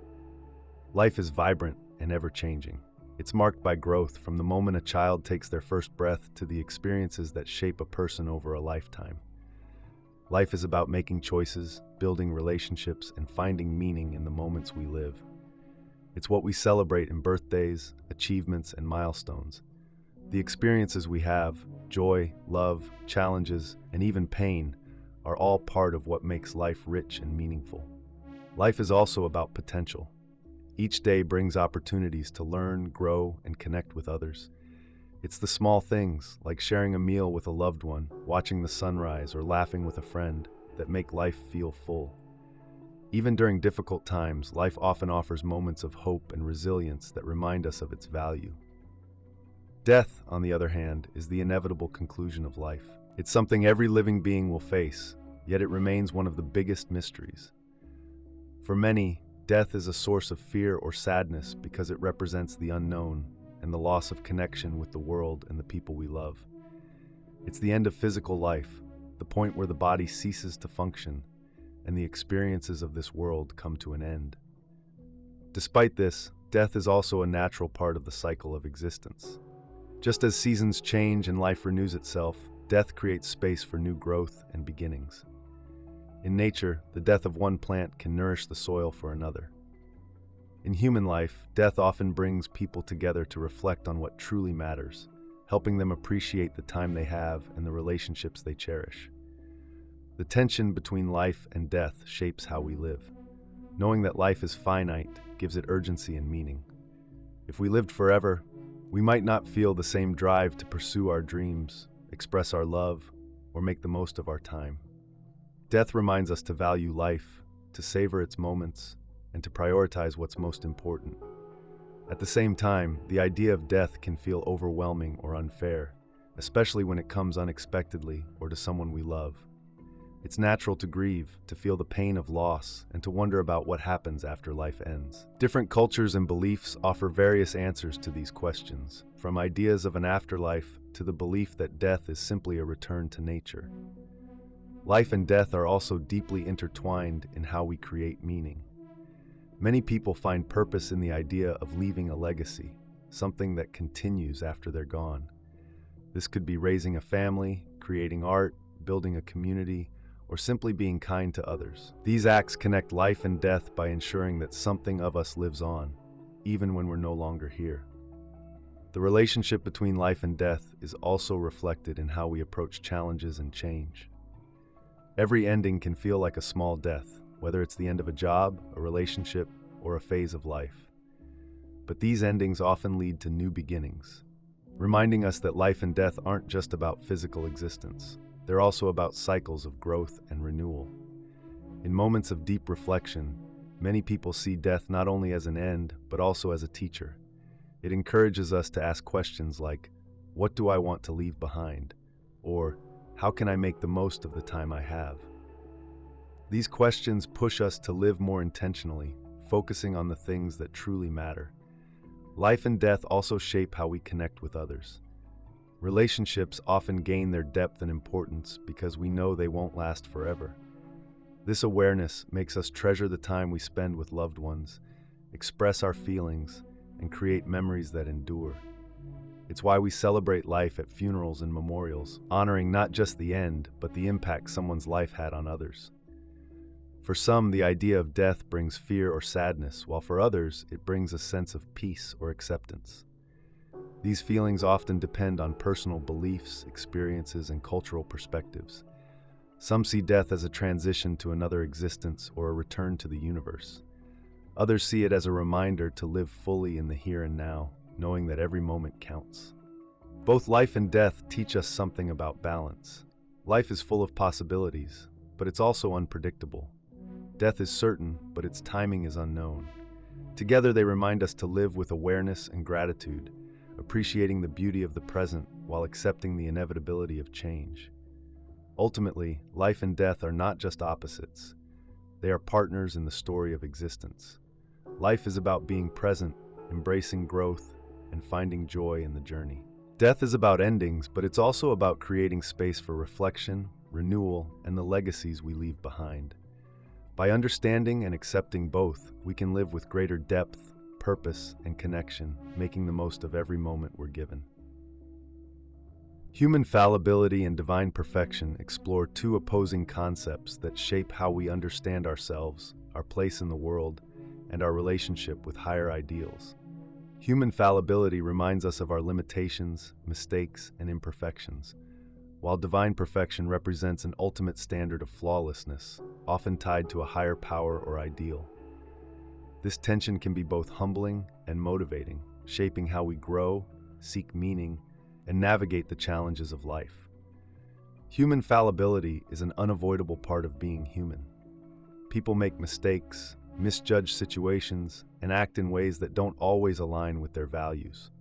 For example, someone might break a promise to a friend, not out of malice, but because of forgetfulness or competing responsibilities. These mistakes are part of our nature. They remind us that no one is perfect and that learning and growth come from facing our shortcomings. This fallibility often stems from the fact that humans are influenced by emotions, limited knowledge, and circumstances. Even with the best intentions, we sometimes make poor choices. A parent trying to do their best for their child might accidentally say something hurtful, or a leader making a decision for their community might overlook important details. These moments of failure can feel discouraging, but they are also opportunities to reflect and improve. On the other hand, divine perfection represents the idea of an ultimate, unchanging ideal. In many religious traditions, the divine is described as all-knowing, all-powerful, and perfectly good. This concept of perfection serves as a guide or standard against which humans measure themselves. For example, a person might look to their faith's teachings about kindness or justice as an example of how to live, even if they know they'll never fully embody those ideals. Divine perfection doesn't always have to mean belief in a deity. For some, it might represent abstract concepts like truth, love, or justice, higher values that feel beyond human reach but are worth striving toward. These ideals give people something to aim for, reminding them that even though they're imperfect, they can still grow and contribute to something greater. The tension between human fallibility and divine perfection can be both challenging and inspiring. On one hand, recognizing our imperfections can lead to feelings of guilt, shame, or inadequacy, especially when we compare ourselves to a seemingly unreachable standard. For instance, someone might feel overwhelmed trying to live up to their religious teachings or societal expectations, believing they're constantly falling short. On the other hand, this tension can also push us to grow. Knowing that we're not perfect doesn't mean we can't improve. In fact, striving toward higher ideals, even if we never fully achieve them, gives life meaning. For example, someone might work to become more compassionate, even if they occasionally lose their temper. The effort to align with higher values, even imperfectly, is part of what makes life fulfilling. Human fallibility is often a source of connection. Recognizing our shared imperfections can foster empathy and understanding. When someone admits to a mistake or failure, it often makes them more relatable and trustworthy, as it shows humility. For instance, a leader who acknowledges their errors might earn more respect than one who pretends to be infallible. Similarly, in personal relationships, admitting faults and seeking forgiveness can strengthen bonds. At the same time, the concept of divine perfection offers a sense of stability and guidance. In a world filled with uncertainty and change, the idea of something perfect and unchanging provides comfort and hope. It reminds people that even if they make mistakes, there's a higher standard to turn to for direction. For example, Someone struggling to make an ethical decision might find clarity by reflecting on spiritual teachings or values they hold as sacred. This tension also shows up in how people approach self-improvement. Those who focus too much on perfection might become overly critical of themselves or others, leading to feelings of inadequacy or frustration. For example, someone might set unrealistic goals, believing they need to be flawless to be worthy of love or success. On the other hand, embracing human fallibility doesn't mean giving up on growth. It means recognizing that failure is part of the process, and that progress often comes from making mistakes and learning from them. In spirituality, this balance plays an important role. Many religious teachings acknowledge human imperfection while offering a path to connect with the divine. For instance, concepts like grace, forgiveness, and redemption provide a way for people to reconcile their fallibility with the idea of divine perfection. They remind us that we don't have to be perfect to be worthy of love, guidance, or purpose. In everyday life, the interplay between fallibility and perfection shapes how we relate to others. In parenting, for example, parents often strive to provide the best for their children, while recognizing they'll make mistakes along the way. A parent might aim to be patient and understanding, but sometimes lose their temper. By admitting their imperfections and making an effort to improve, they model resilience and accountability for their children. Similarly, in work or creative pursuits, the idea of perfection can motivate people to aim high, but it can also create unnecessary pressure. For instance, an artist might feel paralyzed by the need to create something flawless, missing the opportunity to grow through experimentation and failure. Balancing these perspectives allows people to strive for excellence while accepting that mistakes are part of the journey. The tension between human fallibility and divine perfection also raises questions about how we define success and fulfillment. Is it about reaching an ideal, or is it about the effort we put into growing and learning? Many would argue that it's the journey, not the destination, that matters most. By striving toward perfection while accepting our imperfections, we can find meaning in the process of becoming better versions of ourselves. Ultimately, human fallibility and divine perfection are two sides of the same coin. Our imperfections remind us that we are human, flawed, but capable of growth. The idea of divine perfection gives us something to aspire to, a source of guidance and inspiration. Together, they shape how we understand ourselves and the world, encouraging us to embrace both humility and hope as we navigate life's challenges. Through this balance, we can find purpose, connection, and a deeper sense of what it means to be human. The idea of work-life balance is about finding harmony between the demands of your job and the time and energy you spend on personal life. Work includes tasks like meeting deadlines, attending meetings, and achieving professional goals. Life, on the other hand, includes time for family, friends, hobbies, relaxation, and personal growth. Striking a balance between the two is important for overall well-being, but it's not always easy. Work is a big part of life for most people.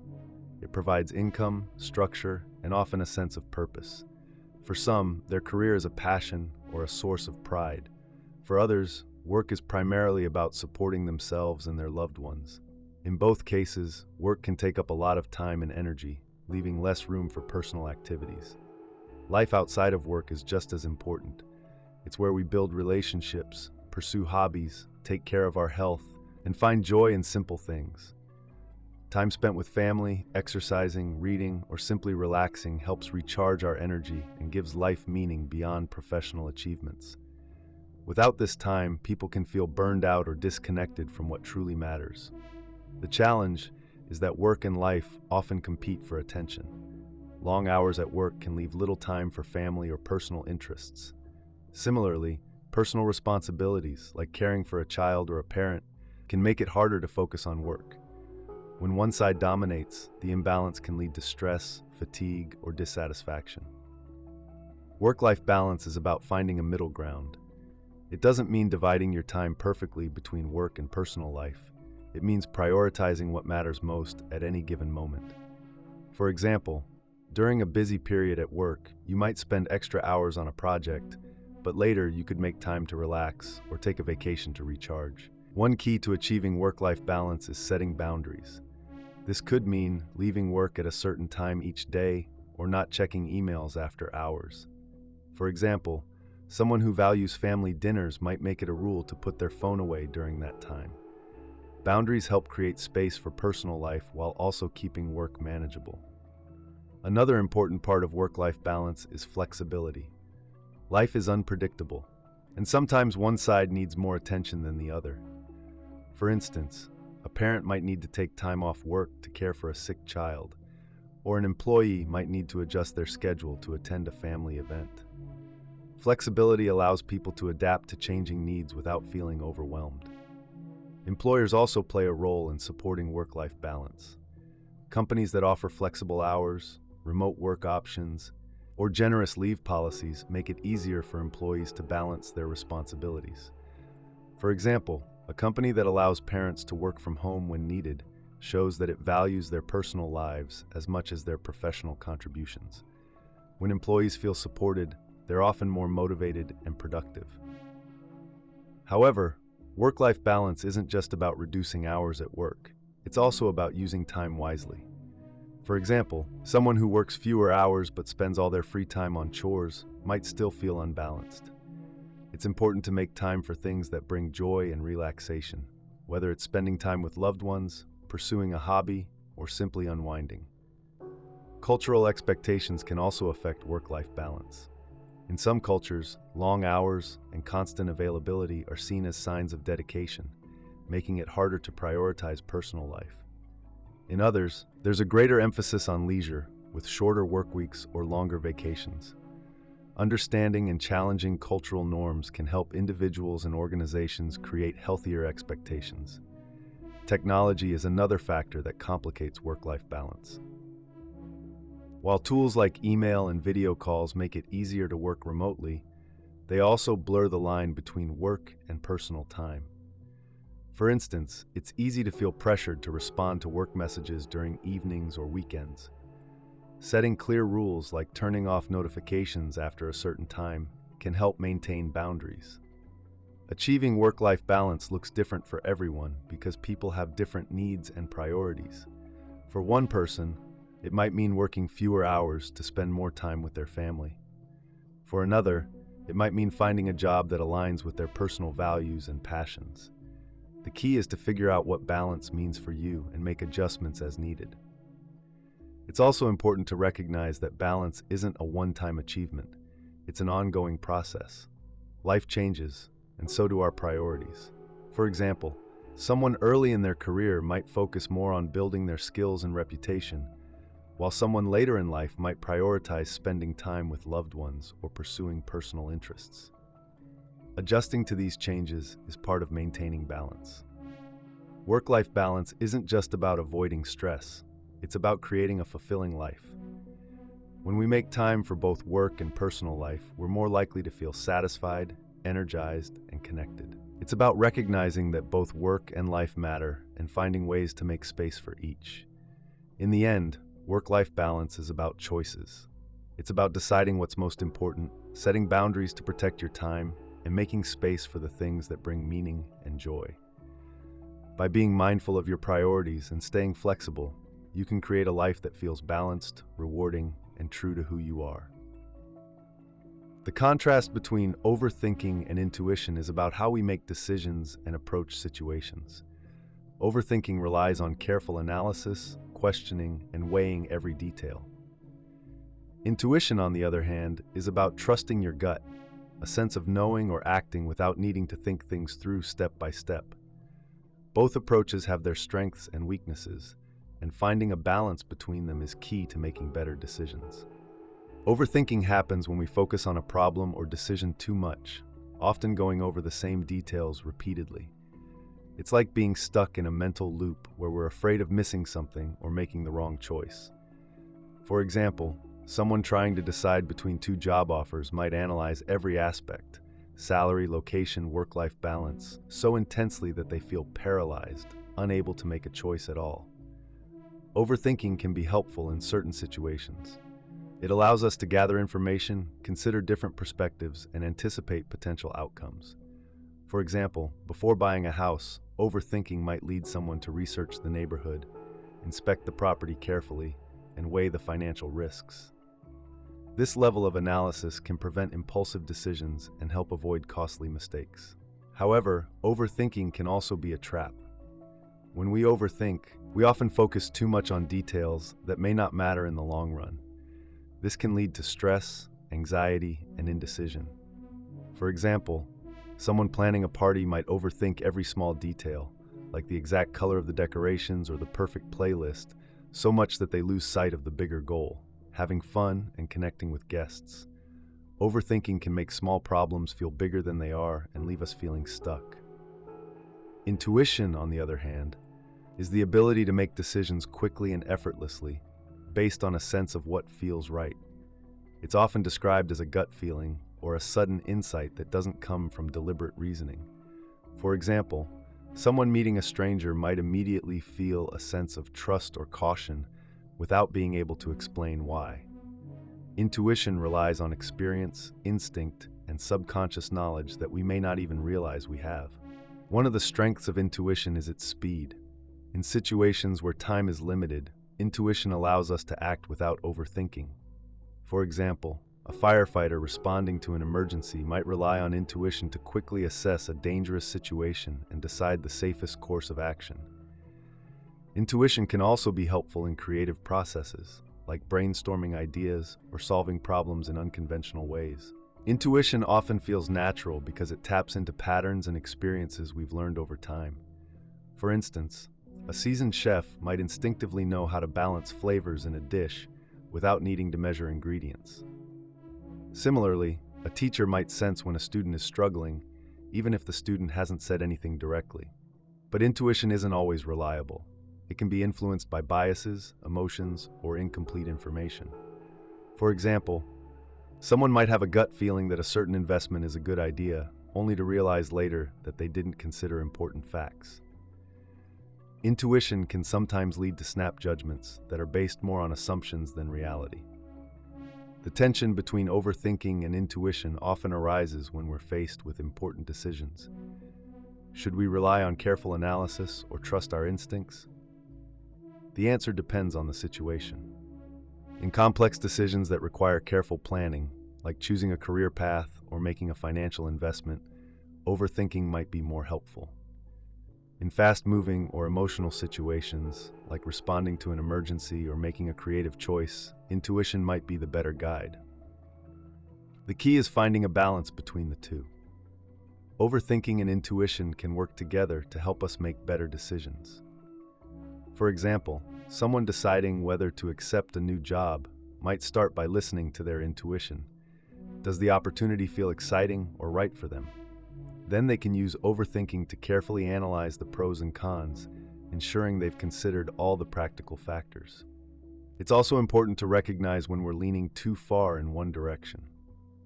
If overthinking is causing stress or making it hard to move forward, it might be time to pause and listen to your intuition. For instance, if you've been agonizing over whether to book a vacation, your intuition might remind you that you've been wanting to travel for a long time and it's worth saying yes.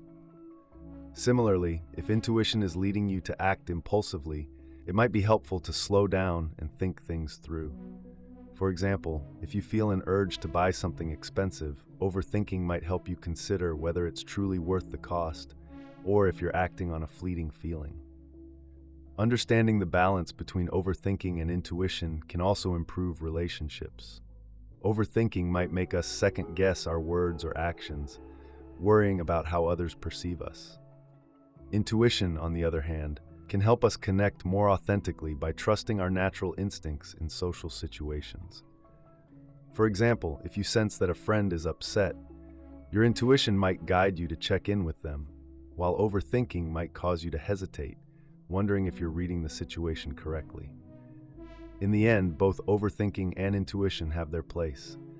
Overthinking helps us plan, analyze, and make thoughtful choices, while intuition allows us to act quickly and trust our inner wisdom. By learning to recognize when each approach is most useful, we can make decisions with more confidence and ease. Ultimately, overthinking and intuition are not opposites. they are tools we can use together. Overthinking provides the structure and logic we need to navigate complex situations, while intuition offers the spontaneity and insight that come from our deeper instincts. By balancing the two, we can approach life's challenges with both careful thought and natural confidence, making decisions that feel right for both our minds and our hearts. The contrast between technology and nature explores two forces that shape our lives in profound ways. Technology represents human innovation, tools and systems designed to solve problems and make life easier.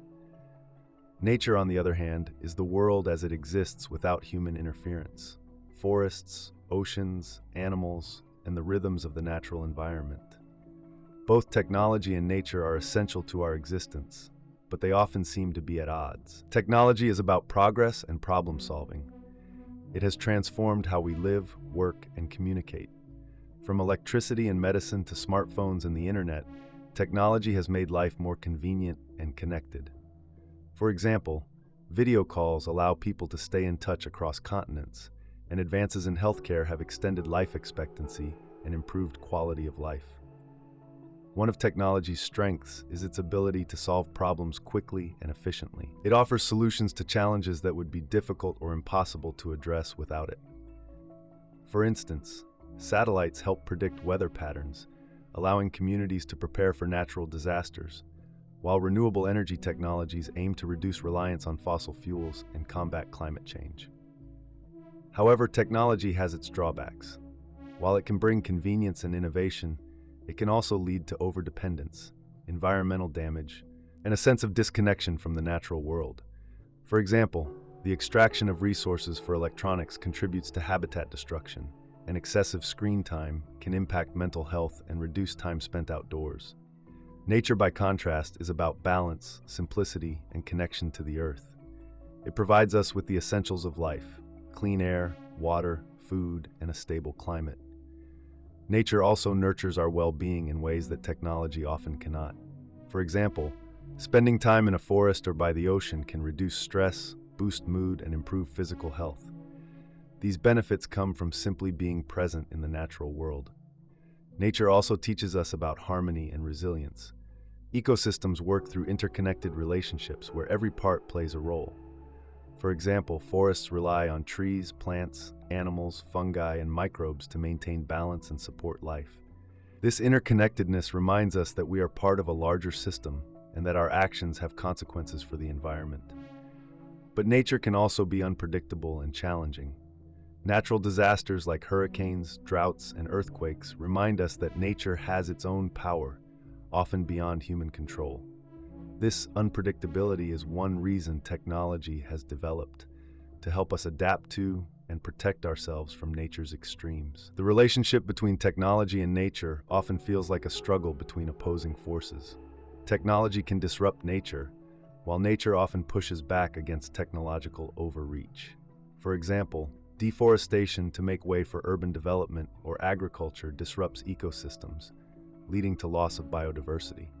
At the same time, nature asserts itself through rising sea levels, shifting weather patterns, or species adapting to changing environments. Yet, technology and nature don't have to be in conflict. They can complement each other. Many modern technologies aim to work in harmony with nature rather than against it.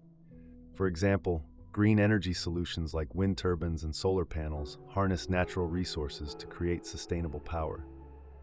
Conservation technologies like drones for monitoring wildlife or tools for cleaning up oceans use innovation to protect and restore the environment. The balance between technology and nature also shows up in our personal lives. For example, people might use fitness apps to track outdoor runs or install smart thermostats to save energy at home. These tools merge technology with nature-focused goals, making it easier to live in a way that respects both. At the same time, it's important to step back from technology and reconnect with nature.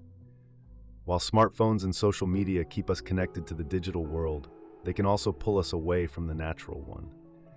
Taking time to unplug and spend time outdoors can help restore a sense of balance, offering peace and perspective that technology can't replicate. Cultural attitudes toward technology and nature also shape how we approach this relationship. In some cultures, technological progress is seen as the ultimate goal, a way to master and improve the world. In others, there's a greater emphasis on living in harmony with nature, valuing traditional practices and sustainability over rapid innovation. Both perspectives have lessons to offer about how to navigate the balance between these forces. One way to bridge the gap is to think about how technology can enhance our relationship with nature rather than replace it. For example, apps that identify plants or birds can help people learn more about the natural world. Virtual reality can offer experiences of distant ecosystems, inspiring a greater appreciation for their beauty and the need to protect them. Ultimately, the tension between technology and nature is about finding balance. Technology represents human ingenuity and the drive to improve our lives, while nature reminds us of our roots, our limitations, and our dependence on the earth. Both are essential, and neither can be ignored. By using technology responsibly and staying connected to nature, we can create a world where these two forces work together. Whether it's through sustainable practices, eco-friendly innovation, or simply spending time outdoors, we can honor both the tools we've created and the natural world that sustains us. This balance isn't always easy to achieve, but it's vital for our health, happiness, and the future of the planet. The contrast between wealth and happiness is about understanding what truly makes life fulfilling. Wealth represents material possessions and financial resources, while happiness is about a sense of well-being, contentment, and joy. While wealth can contribute to happiness in some ways, the two are not the same, and pursuing one does not always guarantee the other. Wealth provides security and opportunity. It allows people to afford basic needs like food, shelter, healthcare, and education. Having enough money to cover these essentials can reduce stress and make life more comfortable. For example, someone who doesn't have to worry about paying their bills is more likely to feel relaxed and focused on other aspects of life. Wealth can also open doors to experiences that bring happiness, like traveling, pursuing hobbies, or spending time with loved ones. A person with financial stability might be able to take a dream vacation, invest in their passions, or spend more time with family because they don't have to work multiple jobs. However, wealth has its limits when it comes to happiness. Studies have shown that once people reach a certain level of financial security, enough to meet their needs and have some comfort, additional money doesn't necessarily make them happier. For example, someone with a modest but secure income might be just as happy as someone who earns millions if both have meaningful relationships, good health, and a sense of purpose. Happiness, on the other hand, is often about things money can't buy. Strong relationships, personal growth, a sense of purpose, and experiences that bring joy contribute more to long-term happiness than material possessions.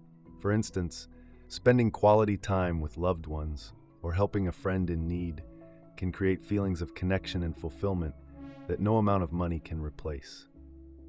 One of the challenges in the wealth versus happiness debate is that society often equates success with wealth. People are encouraged to strive for higher salaries, bigger houses, or more possessions, thinking these will bring happiness. While achieving financial goals can provide a sense of accomplishment, it's not always enough to fill deeper emotional or spiritual needs. For example, someone might work long hours to afford a luxurious lifestyle, but feel lonely or disconnected because they don't have time for meaningful relationships. On the flip side, pursuing happiness without considering financial stability can also be challenging. For example, someone who chooses a low-paying job they love might struggle to cover basic needs, leading to stress that affects their overall well-being. In this sense, wealth and happiness are connected. It's hard to be truly happy if you're constantly worried about making ends meet. The tension between wealth and happiness is also influenced by how people use their resources. Studies suggest that spending money on experiences, like trips or activities with loved ones, tends to bring more happiness than buying material things. This is because experiences create lasting memories and strengthen connections, while the satisfaction of owning something new often fades over time. Generosity is another way wealth can contribute to happiness. Using money to help others, whether through charity, supporting a friend, or investing in community projects can create a sense of purpose and fulfillment. For example, someone who donates to a cause they care about might feel happier knowing they've made a positive impact. At the same time, happiness isn't just about external circumstances, it's also about mindset. Gratitude, for example, is a powerful contributor to happiness. Someone who appreciates what they have, regardless of their financial situation, is more likely to feel content.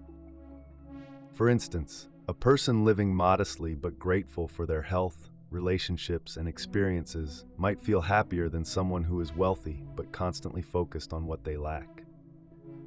Wealth and happiness also play different roles in different cultures. In some places, material success is seen as a primary measure of happiness, while in others, community, relationships, or spiritual fulfillment take precedence. These cultural differences show that what makes people happy isn't universal. It depends on values, priorities, and personal perspectives. The relationship between wealth and happiness often comes down to balance. Money can provide the foundation for a happy life by offering security and opportunities, but it's not enough on its own. True happiness comes from a combination of factors, including relationships, purpose, health, and the way we view our lives. For example, a person who earns a comfortable income but spends time with loved ones, pursues meaningful goals, and takes care of their physical and mental health is likely to feel happier than someone who focuses solely on accumulating wealth. Similarly, someone who chooses a simpler lifestyle but prioritizes meaningful experiences and relationships can find deep happiness even without great financial resources. Ultimately, wealth and happiness are not enemies. They're tools we can use to create a fulfilling life. Wealth provides the means to meet needs and pursue opportunities, while happiness comes from how we live, connect, and find meaning. By focusing on what truly matters and using wealth as a resource rather than a goal in itself, we can create a life that feels both secure and deeply rewarding. The contrast between scarcity and abundance is about how we view resources, opportunities, and life itself. Scarcity is the belief that there's not enough, whether it's time, money, love, or success, and that we must compete or struggle to get what we need. Abundance, on the other hand, is the belief that there is plenty to go around and that opportunities and resources are not as limited as they might seem. These two mindsets shape how we approach challenges, relationships, and our overall sense of well-being. Scarcity often creates a sense of urgency or fear. It's the feeling that we're running out of time, money, or opportunities, and that if we don't act quickly, we'll lose out. For example, someone with a scarcity mindset about money might feel constant stress about saving every penny, even when they're financially secure. Scarcity can make us focus on what we don't have rather than appreciating what we do. This mindset can also lead to competition. If we believe there's not enough to go around, we may see others as rivals rather than collaborators. For example, in a workplace, a scarcity mindset might make employees hesitate to share knowledge or ideas because they're afraid someone else will take credit or get ahead. While competition can sometimes drive people to work harder, too much focus on scarcity can create stress, mistrust, and conflict. Abundance, on the other hand, is about seeing possibilities and trusting that there is enough for everyone. It's the belief that resources, opportunities, and success are not finite, and that sharing or giving doesn't mean losing. For example, someone with an abundance mindset might celebrate a coworker's promotion, believing it doesn't take away from their own chances for growth. Abundance encourages collaboration, generosity, and a sense of community. One of the strengths of an abundance mindset is that it opens doors to creativity and opportunity. Instead of focusing on limitations, it encourages people to think about what's possible. For example, an entrepreneur with an abundance mindset might view a competitive market as a chance to innovate rather than a reason to quit. By focusing on possibilities rather than obstacles, they're more likely to find success. Abundance also fosters gratitude. When we believe there's enough, we're more likely to appreciate what we have and share it with others. For instance, someone who feels abundant in their relationships might make more time for friends and family, knowing that love and connection grow stronger when shared. However, abundance doesn't mean ignoring reality or acting recklessly. Resources like time, money, and energy are limited, and it's important to manage them wisely. For example, someone with an abundance mindset about money might still budget carefully, understanding that abundance is about making the most of what they have, not wasting it.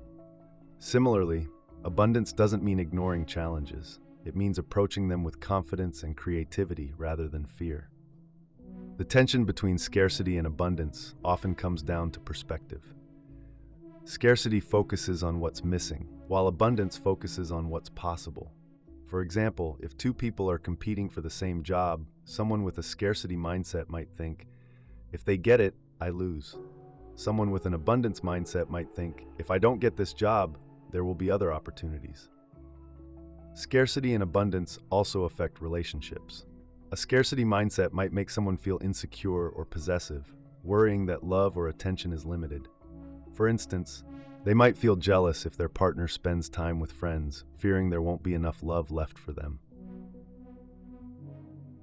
An abundance mindset, on the other hand, trusts that love grows when shared, allowing people to feel more secure and generous in their relationships. In organizations, scarcity and abundance can shape workplace culture. A company with a scarcity mindset might focus only on cutting costs or competing with rivals, leading to stress and burnout. A company with an abundance mindset might invest in employee development, collaboration, and innovation, trusting that these efforts will lead to long-term success.